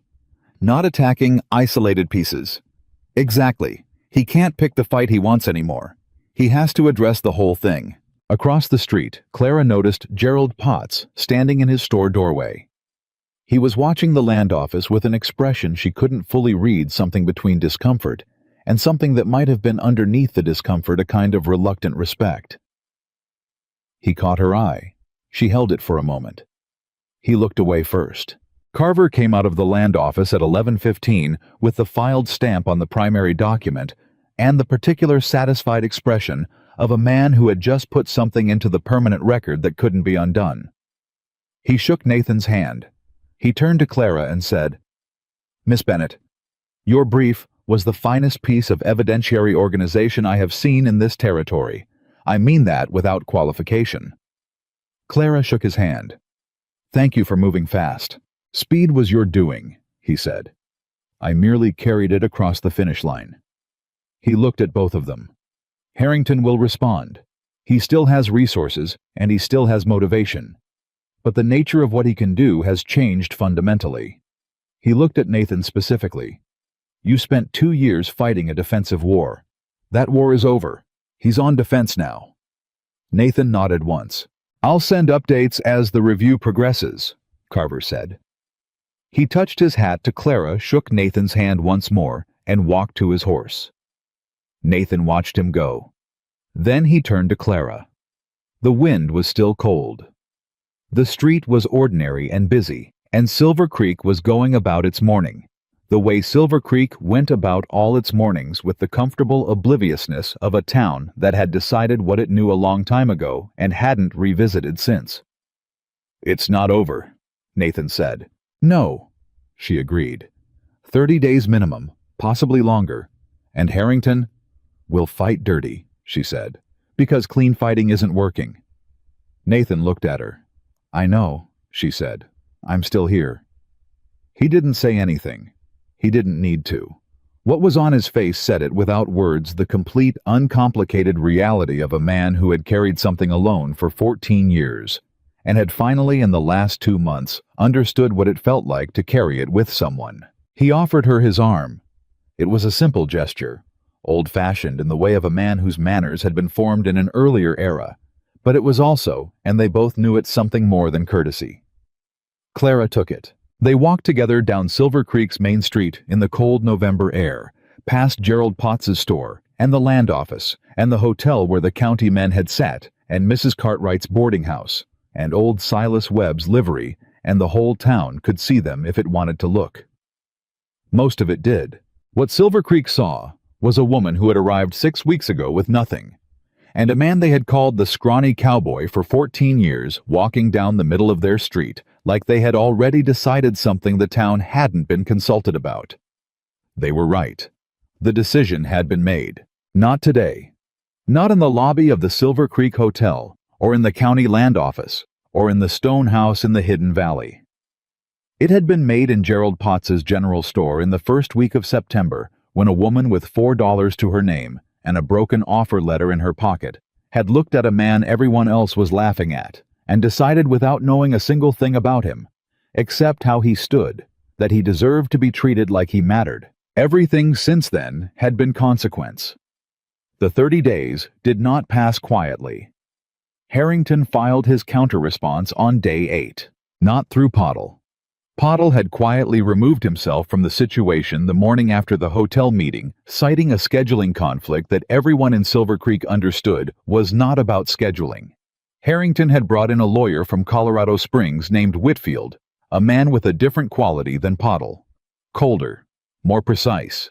The kind of lawyer who didn't get nervous in lobbies because he had spent his career in rooms where the stakes were higher than anything Silver Creek had seen. Whitfield's counter-response was 43 pages.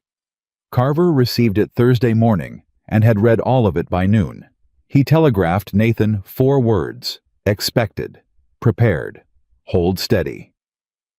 Nathan read the telegraph to Clara over the supply ledger they were working through, and she looked up and said, "What does it claim?"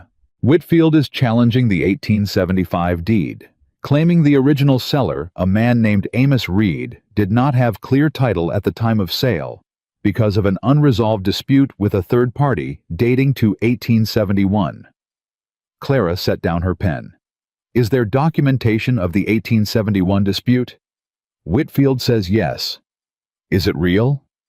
Nathan looked at her steadily. That's what Carver is spending today finding out. Clara thought for a moment. Amos Reed, is he still alive? He was last I knew, living in New Mexico territory, Tucson area. She picked her pen back up. Carver needs to find him. Carver is already looking. How fast can he find him? Depends on whether Harrington found him first. That landed in the room and stayed there. Clara looked at Nathan. You think Harrington would? I think Harrington has 30 years of practice turning situations to his advantage, and I don't underestimate his reach. Nathan's voice was flat and factual. If Amos Reed exists and can be found, both sides want to find him first. Then Carver needs to move today, Clara said, not tomorrow. Nathan was already at the door. I know. Carver found Amos Reed in 11 days. He was 74 years old, living with a daughter outside Tucson, with a memory sharp enough to recall every land transaction he had made in 40 years of buying and selling Colorado Territory parcels. He remembered Nathan Cole. He remembered the 1875 sale. He remembered it specifically, he told Carver, because the young man had been so thorough about the documentation, had insisted on a full deed verification before he would sign, which Amos had found amusing at the time, because who did that at 21? The 1871 dispute Whitfield had cited in his counter-response was real. That was the blow that came on day 19. Carver telegraphed Nathan in the afternoon, and Nathan read it in the office, and then sat very still for about 30 seconds while Clara watched him from across the desk. There was a dispute, Nathan said. How serious? Serious enough that Whitfield found documentation for it. He set the telegraph down. In 1871, Amos Reed had a boundary disagreement with a man named Cutter. It never went to court. It was resolved privately in 1872, 3 years before I bought from Reed. Clara heard what he didn't say.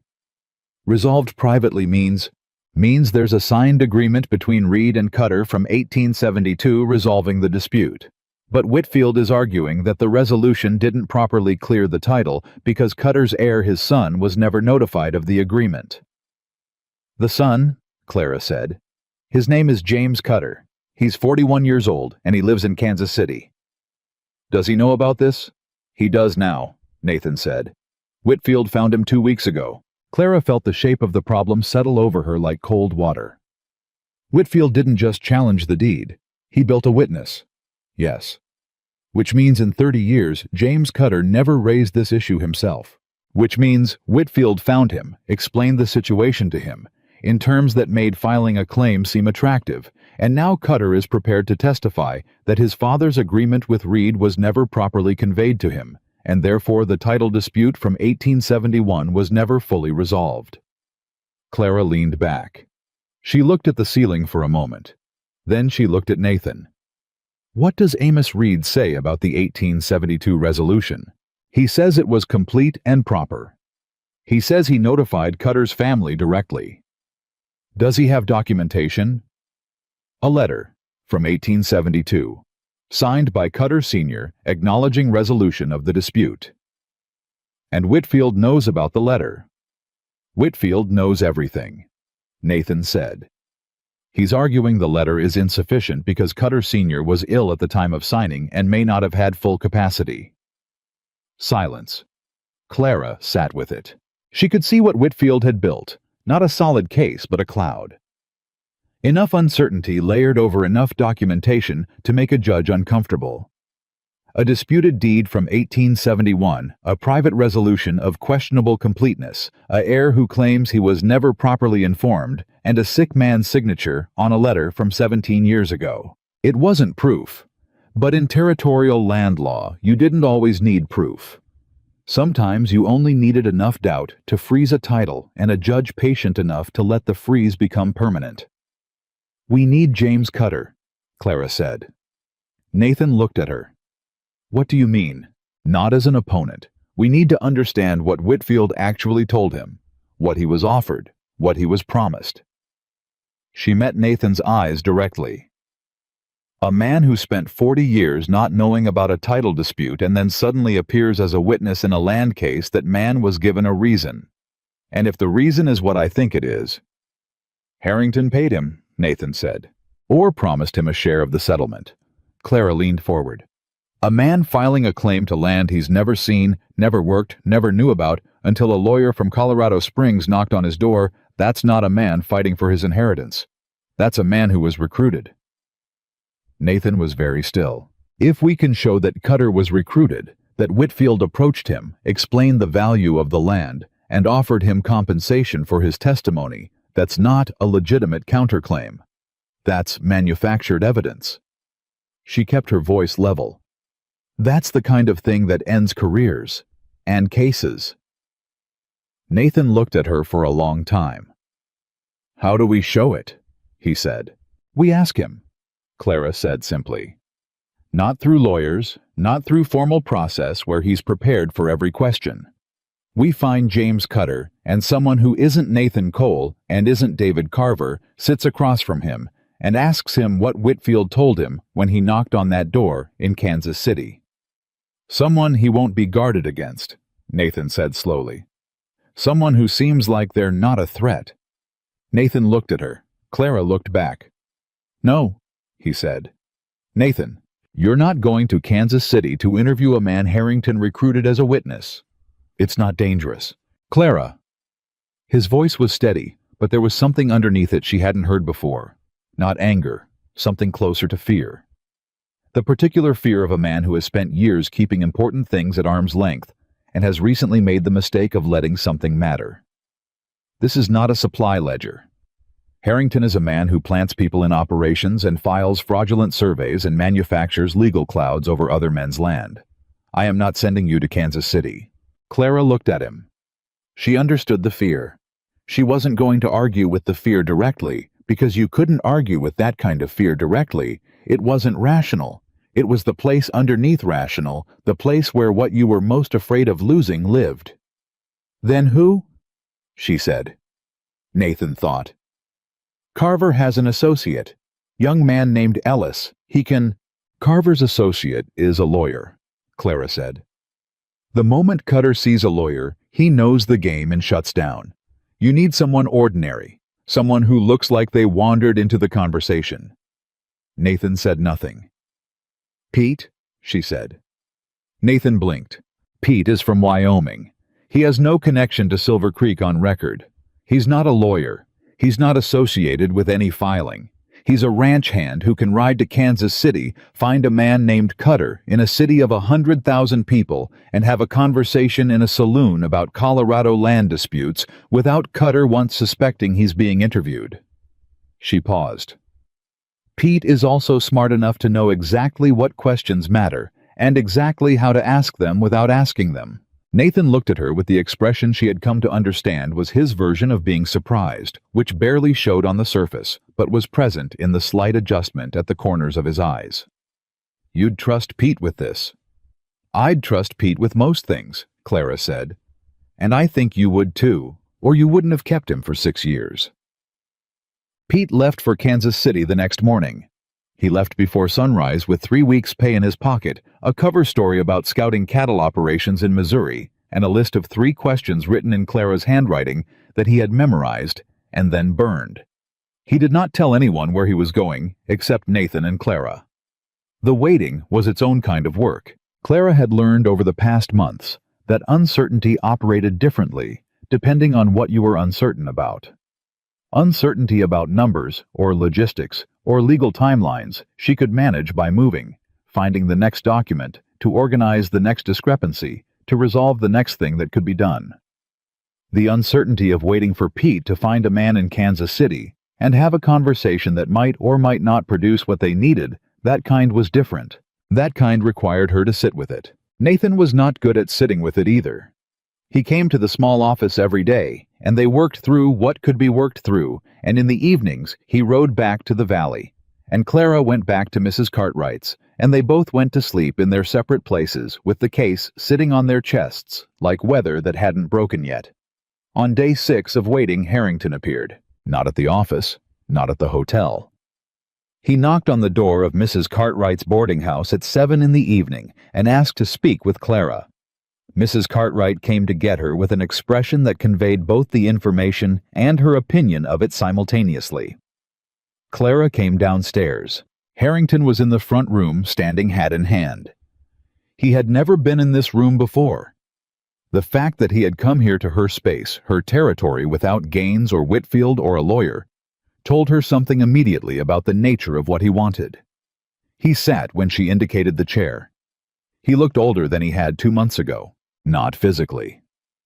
William Harrington was a man whose money had preserved him from the accelerating effects of hard weather and hard work that aged most men in this territory.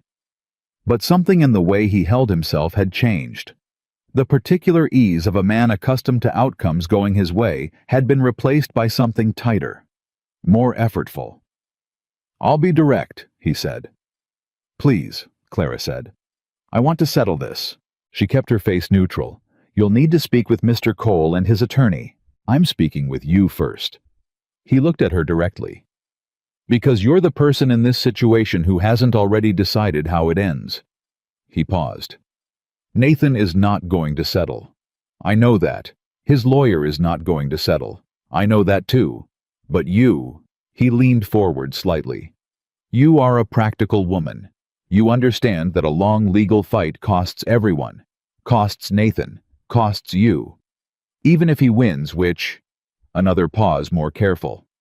"Even if the filing succeeds, the process takes years. The uncertainty freezes development, prevents decisions." Clara looked at him. She thought about what he had just revealed. He had come to her, not as Nathan's associate, as the decision-maker. He had spent 2 months watching her work, and had arrived at the conclusion that she was the person in Nathan's orbit with the most practical authority. He was not entirely wrong about that, which was interesting. More interesting was what he hadn't said. He hadn't said, "I'm confident I'll win." A man confident in his case doesn't propose settlement before the review is complete. He hadn't said Whitfield was making progress. A man whose lawyer was succeeding doesn't knock on boarding house doors after dark. He had said even if the filing succeeds, and put a pause before it. The pause was everything. "Mr. Harrington," she said. "What are you offering?" His shoulders eased slightly. She had asked the right question, the practical one. He reached into his coat and produced a folded paper. "A boundary adjustment. Cole retains his valley and the primary holdings. The eastern parcels, the 3 that abut my property, revert to me at fair market value. Harrington pays assessed price plus 20% as acknowledgement of the inconvenience." He held out the paper. "Whitfield drafted it this morning. Carver would need to review, obviously." Clara did not take the paper. She looked at it. "The eastern parcels, the ones at Ridgecrest Creek, the ones with the water rights." "Those parcels include the creek," she said. "Yes. The water rights for those parcels cover a significant portion of the valley's irrigation. We'd negotiate ongoing access." "Negotiate," she repeated, "meaning Nathan would pay you for water rights on land he currently owns outright." Harrington's jaw tightened. "A fair arrangement is not the word I'd use," Clara said. She kept her voice level, not angry, precise. "What you're describing is Nathan trading 3 parcels with water rights he owns free and clear for a price plus an arrangement that makes him dependent on your goodwill for water access. That's not a settlement. That's a different kind of loss on a longer timeline." Silence. "The 20% over-assessed value," Harrington began, "is less than 1 year of cattle operation on those parcels," Clara said. "I've done the accounts." Harrington looked at her. She held the look. He had come here thinking she was the practical one. He was not wrong. But practical did not mean willing to accept a bad deal, because it was offered politely. What would he accept? Harrington said. Full withdrawal of the counter-complaint, Clara said. Public acknowledgement that the 1875 deed was clean at time of purchase, and an agreement that your representative Mr. Gaines specifically does not approach within 1 mile of Nathan's boundary markers for a period of not less than 5 years. Harrington was very still. That's not a settlement, he said. That's a surrender. That's what the filing is going to produce in 30 days anyway, Clara said. Except the filing will also include a formal complaint about the unauthorized survey activity and the manufactured witness. She paused.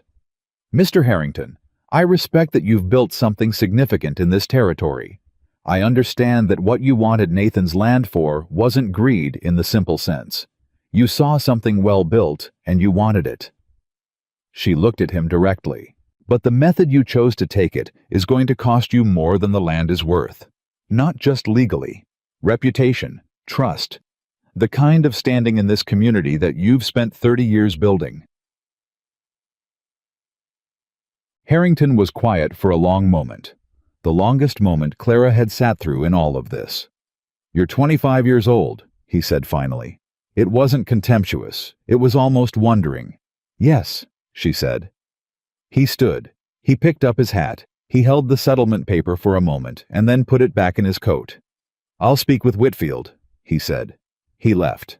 Clara sat in Mrs. Cartwright's front room for 10 minutes after the sound of his carriage faded. Then she went upstairs and wrote Nathan a 3-line note and gave it to Mrs. Cartwright to deliver in the morning. Harrington came to me. He offered settlement in adequate terms. I declined. I told him what we'd accept. He's speaking with Whitfield. Be ready. Pete came back from Kansas City on a Wednesday. He came directly to the office, trail dusty and tired, and with the particular contained energy of a man carrying information he knows matters. He sat down across from Nathan and Clara and told them what he had found in the uncomplicated way of someone recounting facts he had been careful to get right. James Cutter had been approached by Roy Gaines, not Whitfield, in mid-October. Gaines had explained that there was a land dispute in Colorado Territory and that Cutter might have a historical claim worth pursuing. Gaines had provided Whitfield's name and had suggested, without making explicit promises, that a successful challenge might yield Cutter a settlement in the range of $8,000. $8,000 was more money than James Cutter had seen in one place in his entire life. He had agreed to file. He had met with Whitfield twice. Whitfield had coached him on what to say about his father's illness, and the 1872 letter, and the notification he claimed he never received. Pete had bought Cutter 3 drinks over 2 evenings, and Cutter, who was not a sophisticated man, and was not comfortable with what he had agreed to, and had been waiting for someone to give him a reason to feel worse about it, had said most of this without Pete asking directly for any of it. Pete had written it all down. Dates. Amounts. Gaines's name specifically. He put the written account on the desk. Nathan and Clara read it at the same time. Clara looked up first. Gaines approached him. Not Whitfield. Yes, Pete said. Gaines did the recruiting. Whitfield handled the legal construction. Gaines acting as Harrington's agent in recruiting a manufactured witness. Nathan said quietly. That's not just fraudulent evidence. That's conspiracy to commit fraud on the county land office. Yes, Clara said. It is. Nathan looked at the written account for a long moment. Then he looked at Pete. You wrote this yourself. Word for word, Pete said. Same night each conversation happened. Will you sign it? Pete didn't hesitate. Yes. Nathan stood. He walked to the window. Clara watched him stand there for about 15 seconds, looking out at the street that had laughed at him for 14 years, and she could see him working through it. Not the legal calculation. Carver could handle the legal calculation, but the other thing, the human thing, the cost of what happened next. Because what happened next was public.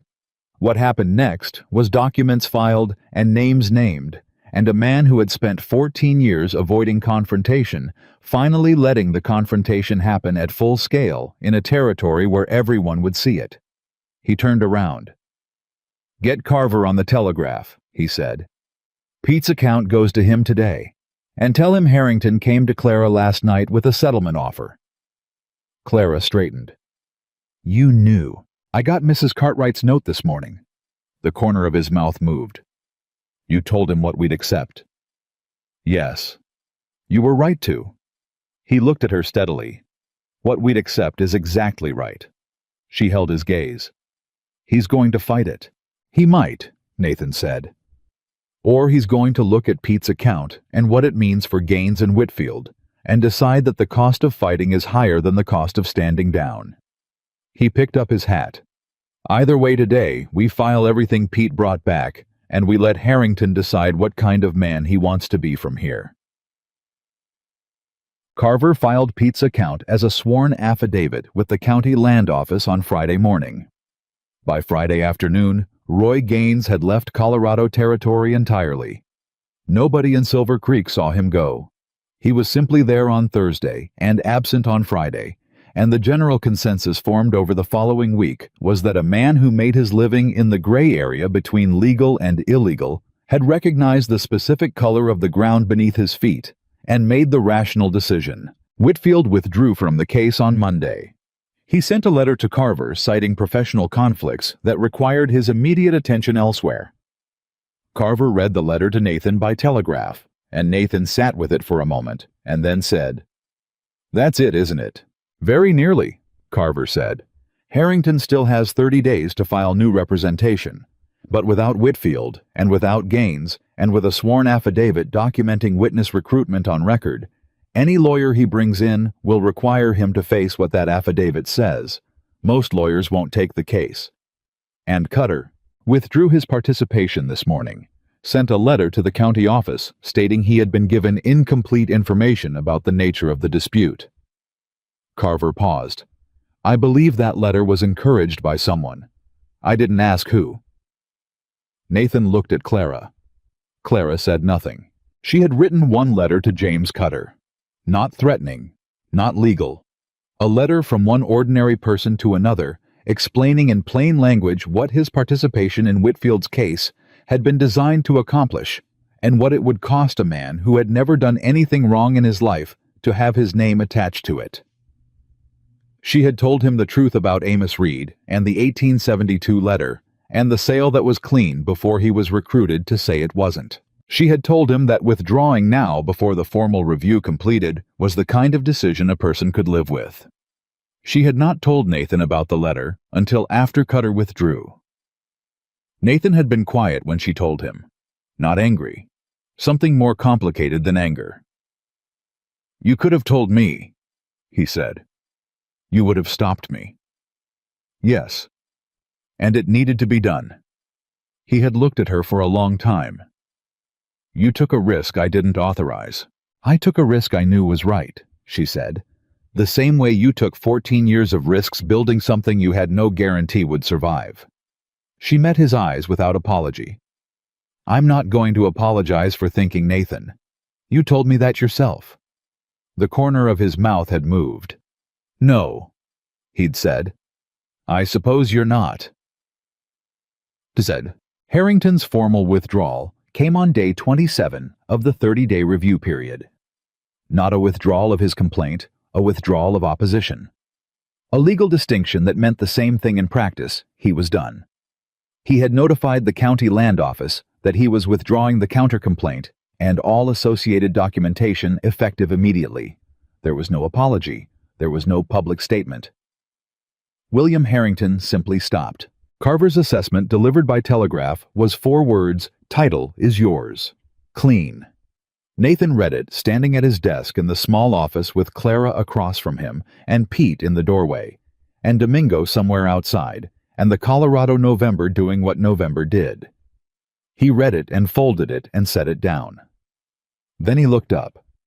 Pete said, well, and that was all he said, and it was enough. Domingo came in from outside and looked at Nathan's face, and understood without words, and went back out. Clara watched Nathan sit down. She watched him put both hands flat on the desk. She watched him look at 14 years of accumulated work suddenly resolving into something that could not be taken. He looked up at her. "It's done," he said. "It's done," she agreed. She. And then quietly in the small dusty office outside Silver Creek, with the cold wind off the mountains, and Pete in the doorway, and the whole ordinary world going about its business. Outside, Nathan Cole did something she had not once seen in 3 months of knowing him. He put his face in his hands. Not crying, not breaking, just releasing. The particular release of someone who has held something for so long that when it finally goes, the body has to account for the space. Clara did not say anything. She did not move to comfort or explain or manage the moment. She simply stayed the way she had stayed through everything since September present, steady, not going anywhere. After a minute, Nathan lifted his head. His eyes were clear. "Clara," he said. "Nathan, I have something to ask you." She waited. He did not look at the desk or the window or any of the things people look at when they are trying to find the right words. He looked at her. "I have been alone for a very long time," he said. "Not empty. I had the work and the land and good people who worked beside me. But alone in the way that matters. The way you can be surrounded by everything you built and still feel the silence of there being no one in it with you." He paused. The careful economy of the man who spent every word like it cost something. You came into Gerald Potts' store and you looked at a man everyone else had decided was worth laughing at, and you behaved toward him like he was worth something. And then you stayed. And you understood things about what I was building that I had never been able to put into language. And you fought for it the way you fight for things you believe belong to the person who built them. His voice was steady, but there was something underneath it that had never been there before, something that had been behind the controlled surface for months and was now simply present in the open. "I would like to stop being alone. I would like that with you specifically. Not because of this." He gestured briefly at the office, the operation, the implied valley beyond the mountains. "Because of every morning since September when I understood what it meant to have someone beside me who saw the same things I saw and knew what to do about them." Clara looked at him. She thought about a woman who had arrived in Silver Creek with $4 and a broken letter, and no particular reason to defend a man in a general store, except that it was right. She thought about ledgers that didn't add up and feed orders too large, and a key that opened an iron gate in the mountains. She thought about a document written by lantern light until 2 in the morning, and a letter to a man in Kansas City, and the specific feeling of standing in a courtroom lobby citing Section 14 of the Territorial Land Code to a government official who had not expected to be cited. She thought about what it had felt like to sit in the stone house in the valley, while Harrison's wife cooked Sunday dinner, and Nathan's voice moved through the house, managing the next problem, and the sounds of the valley continued indifferent and enormous around her. She thought about the fact that she had not once in 3 months wanted to be somewhere else. "Yes," she said. One word. Nathan looked at her. "Yes," she said again, and this time there was something in her voice that had never been there before either. Not the professional steadiness she had maintained through all of it. Not the practical intelligence she had applied to every problem, but the simpler thing underneath all of it. The thing she had been carrying since the first week when she had watched him stand at a counter with his dignity intact and understood without being able to say why, yet, that this man was worth staying near. Nathan stood. He crossed the room in 3 steps and he took her hand with the same deliberateness he applied to everything, not rushed, not performed, simply intentional, and held it. And Clara felt the particular reality of a man's hand that had built things that had worked hard ground for 14 years, and turned it into something worth protecting. Pete in the doorway developed a sudden urgent interest in the condition of the fence posts and departed. They married in the small church near Silver Creek on a Saturday in March. Not a large wedding. Nathan did not do things for display, and Clara did not want a display. They wanted witnesses and words, and the permanent record of a decision both of them had already been living for months. Mrs. Cartwright came and cried without any apparent embarrassment about it. Pete and Domingo and Harrison and his wife came down from the valley. David Carver rode from Denver and shook Nathan's hand for a long time without saying anything, which was the most eloquent thing Carver had ever communicated. Gerald Potts came. He stood at the back, He did not speak to Nathan or Clara, but he took his hat off when they walked out of the church, and that was something. Old Silas Webb came and brought his horse, which was still healthy, and stood with it at the fence like a man honoring an occasion in the only way he knew. William Harrington did not come. Nobody had expected him to. The valley that spring was the most productive it had ever been. Harrison said so without decoration, in the way Harrison said everything, and Nathan believed him because Harrison never ornamented fact. 39 workers by April. New cattle operation in the North Pasture. Water rights at Ridgecrest Creek unchallenged and fully documented. The kind of season that happened when something that had been under pressure was suddenly released and grew into the space. Clara ran the accounts for all of it. She ran them from the stone house, from the records room, from the small table she had claimed in the corner of Nathan's office, that was now also her office, from wherever she happened to be when the numbers needed working. Nathan consulted her on every significant decision, not because she required it, but because she had proven 3 months running that her thinking improved his, and he was not a man who walked away from things that made him better. She also wrote to Carver about the law, not asking. Exploring. Questions about territorial land code, about the structure of legal argument, about how cases were built from evidence. Carver answered every letter and began including cases he thought she'd find interesting, and after 6 months of correspondence, he wrote at the bottom of one letter, "I was not joking about the law, Mrs. Cole. The territory needs people who think the way you do, and most of them never find their way into a courtroom. Consider it." Clara read that letter 3 times. She showed it to Nathan that evening. Nathan read it. He looked at her. "What do you think?" "I think it's impossible," she said. "Women don't practice law in this territory."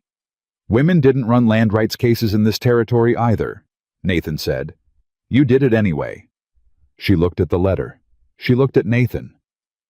He was watching her with that expression, the open one, the real one, the face not performing anything. "I think," Clara said slowly, "that I should write back to Carver."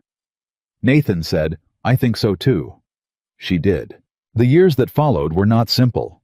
They were not without difficulty or loss, or the particular grinding weight of work that demanded more than you thought you had. The territory was hard, and the law was slow, and the men who held power did not give way easily, even when they should. There were cases Clara worked on for Carver that they lost. There were seasons at the valley that came in short. There was grief. Clara's father died in the spring of 1891, having lived long enough to meet his son-in-law and to sit in the stone house in the hidden valley and look at what his daughter had found and been unable to say anything, because some things were too large for words. But the valley grew and the accounts balanced and the legal work built into something real, and through all of it, Nathan Cole and Clara Bennett. Cole moved through the world together with the particular quality of 2 people who had found each other at the exact right moment and had the wisdom to recognize it. Silver Creek updated its picture of Nathan Cole slowly, the way small towns do, not all at once, not with apology, but gradually and without making a production of it. People began saying his name differently, not the scrawny cowboy, not with the automatic diminishment of someone the town had decided about before they were worth deciding about. Just Nathan. Nathan Cole, the man who built the valley. The man whose wife cited Section 14 to county officials and wrote legal briefs until 2 in the morning and corresponded with a lawyer in Denver about land rights law. The people who had laughed in Gerald Potts's store did not apologize. That wasn't how towns worked. But they stopped laughing, and in the absence of laughter, something else moved in the quiet respect of people who have been corrected by facts too large to ignore. Harrington sold his ranch in 1893 and moved to Denver. Nobody marked the occasion. Roy Gaines was never heard from again in the territory, which was understood to be the correct outcome. Carver retired in 1894 and wrote Nathan a letter calling the Cole land case the cleanest example of defensive documentation, becoming offensive record he had encountered in his career. He wrote Clara a separate letter that was longer and contained a recommendation to 2 lawyers in Denver who were. He said the kind of men who understood that intelligence had no gender and had been known to say so in court. Clara framed that letter. Nathan found it on the wall of the records room one morning and looked at it for a moment, and then looked at Clara and said nothing, because nothing needed to be said. That was the thing about what they had built. It didn't need narrating. It didn't need defense or explanation or performance for an audience. It existed in the way that things built from honest work and clear purpose existed solidly, quietly, with the kind of permanence that outlasts the people who tried to take it, and the people who tried to diminish it, and the people who stood in general stores and laughed at men they had already decided were not worth knowing. The hidden valley was not hidden anymore. The iron gate stood open most days because there was nothing left to protect it from, and the man everyone had called the Scrawny Cowboy had built something no one could take from him, not the land, though the land was real and substantial and documented in 14 years of meticulous files, but something larger than land. A life built on the understanding that a person's worth is not measured by what they show the world. It is measured by what they build when nobody is watching, and by whether, when the right person finally comes along and looks closely enough to see the truth of it, you are brave enough to open the gate and let them in. Nathan Cole was, and Clara Bennett was the one brave enough to ride through. That was always how it ended. That was always how it was supposed to end.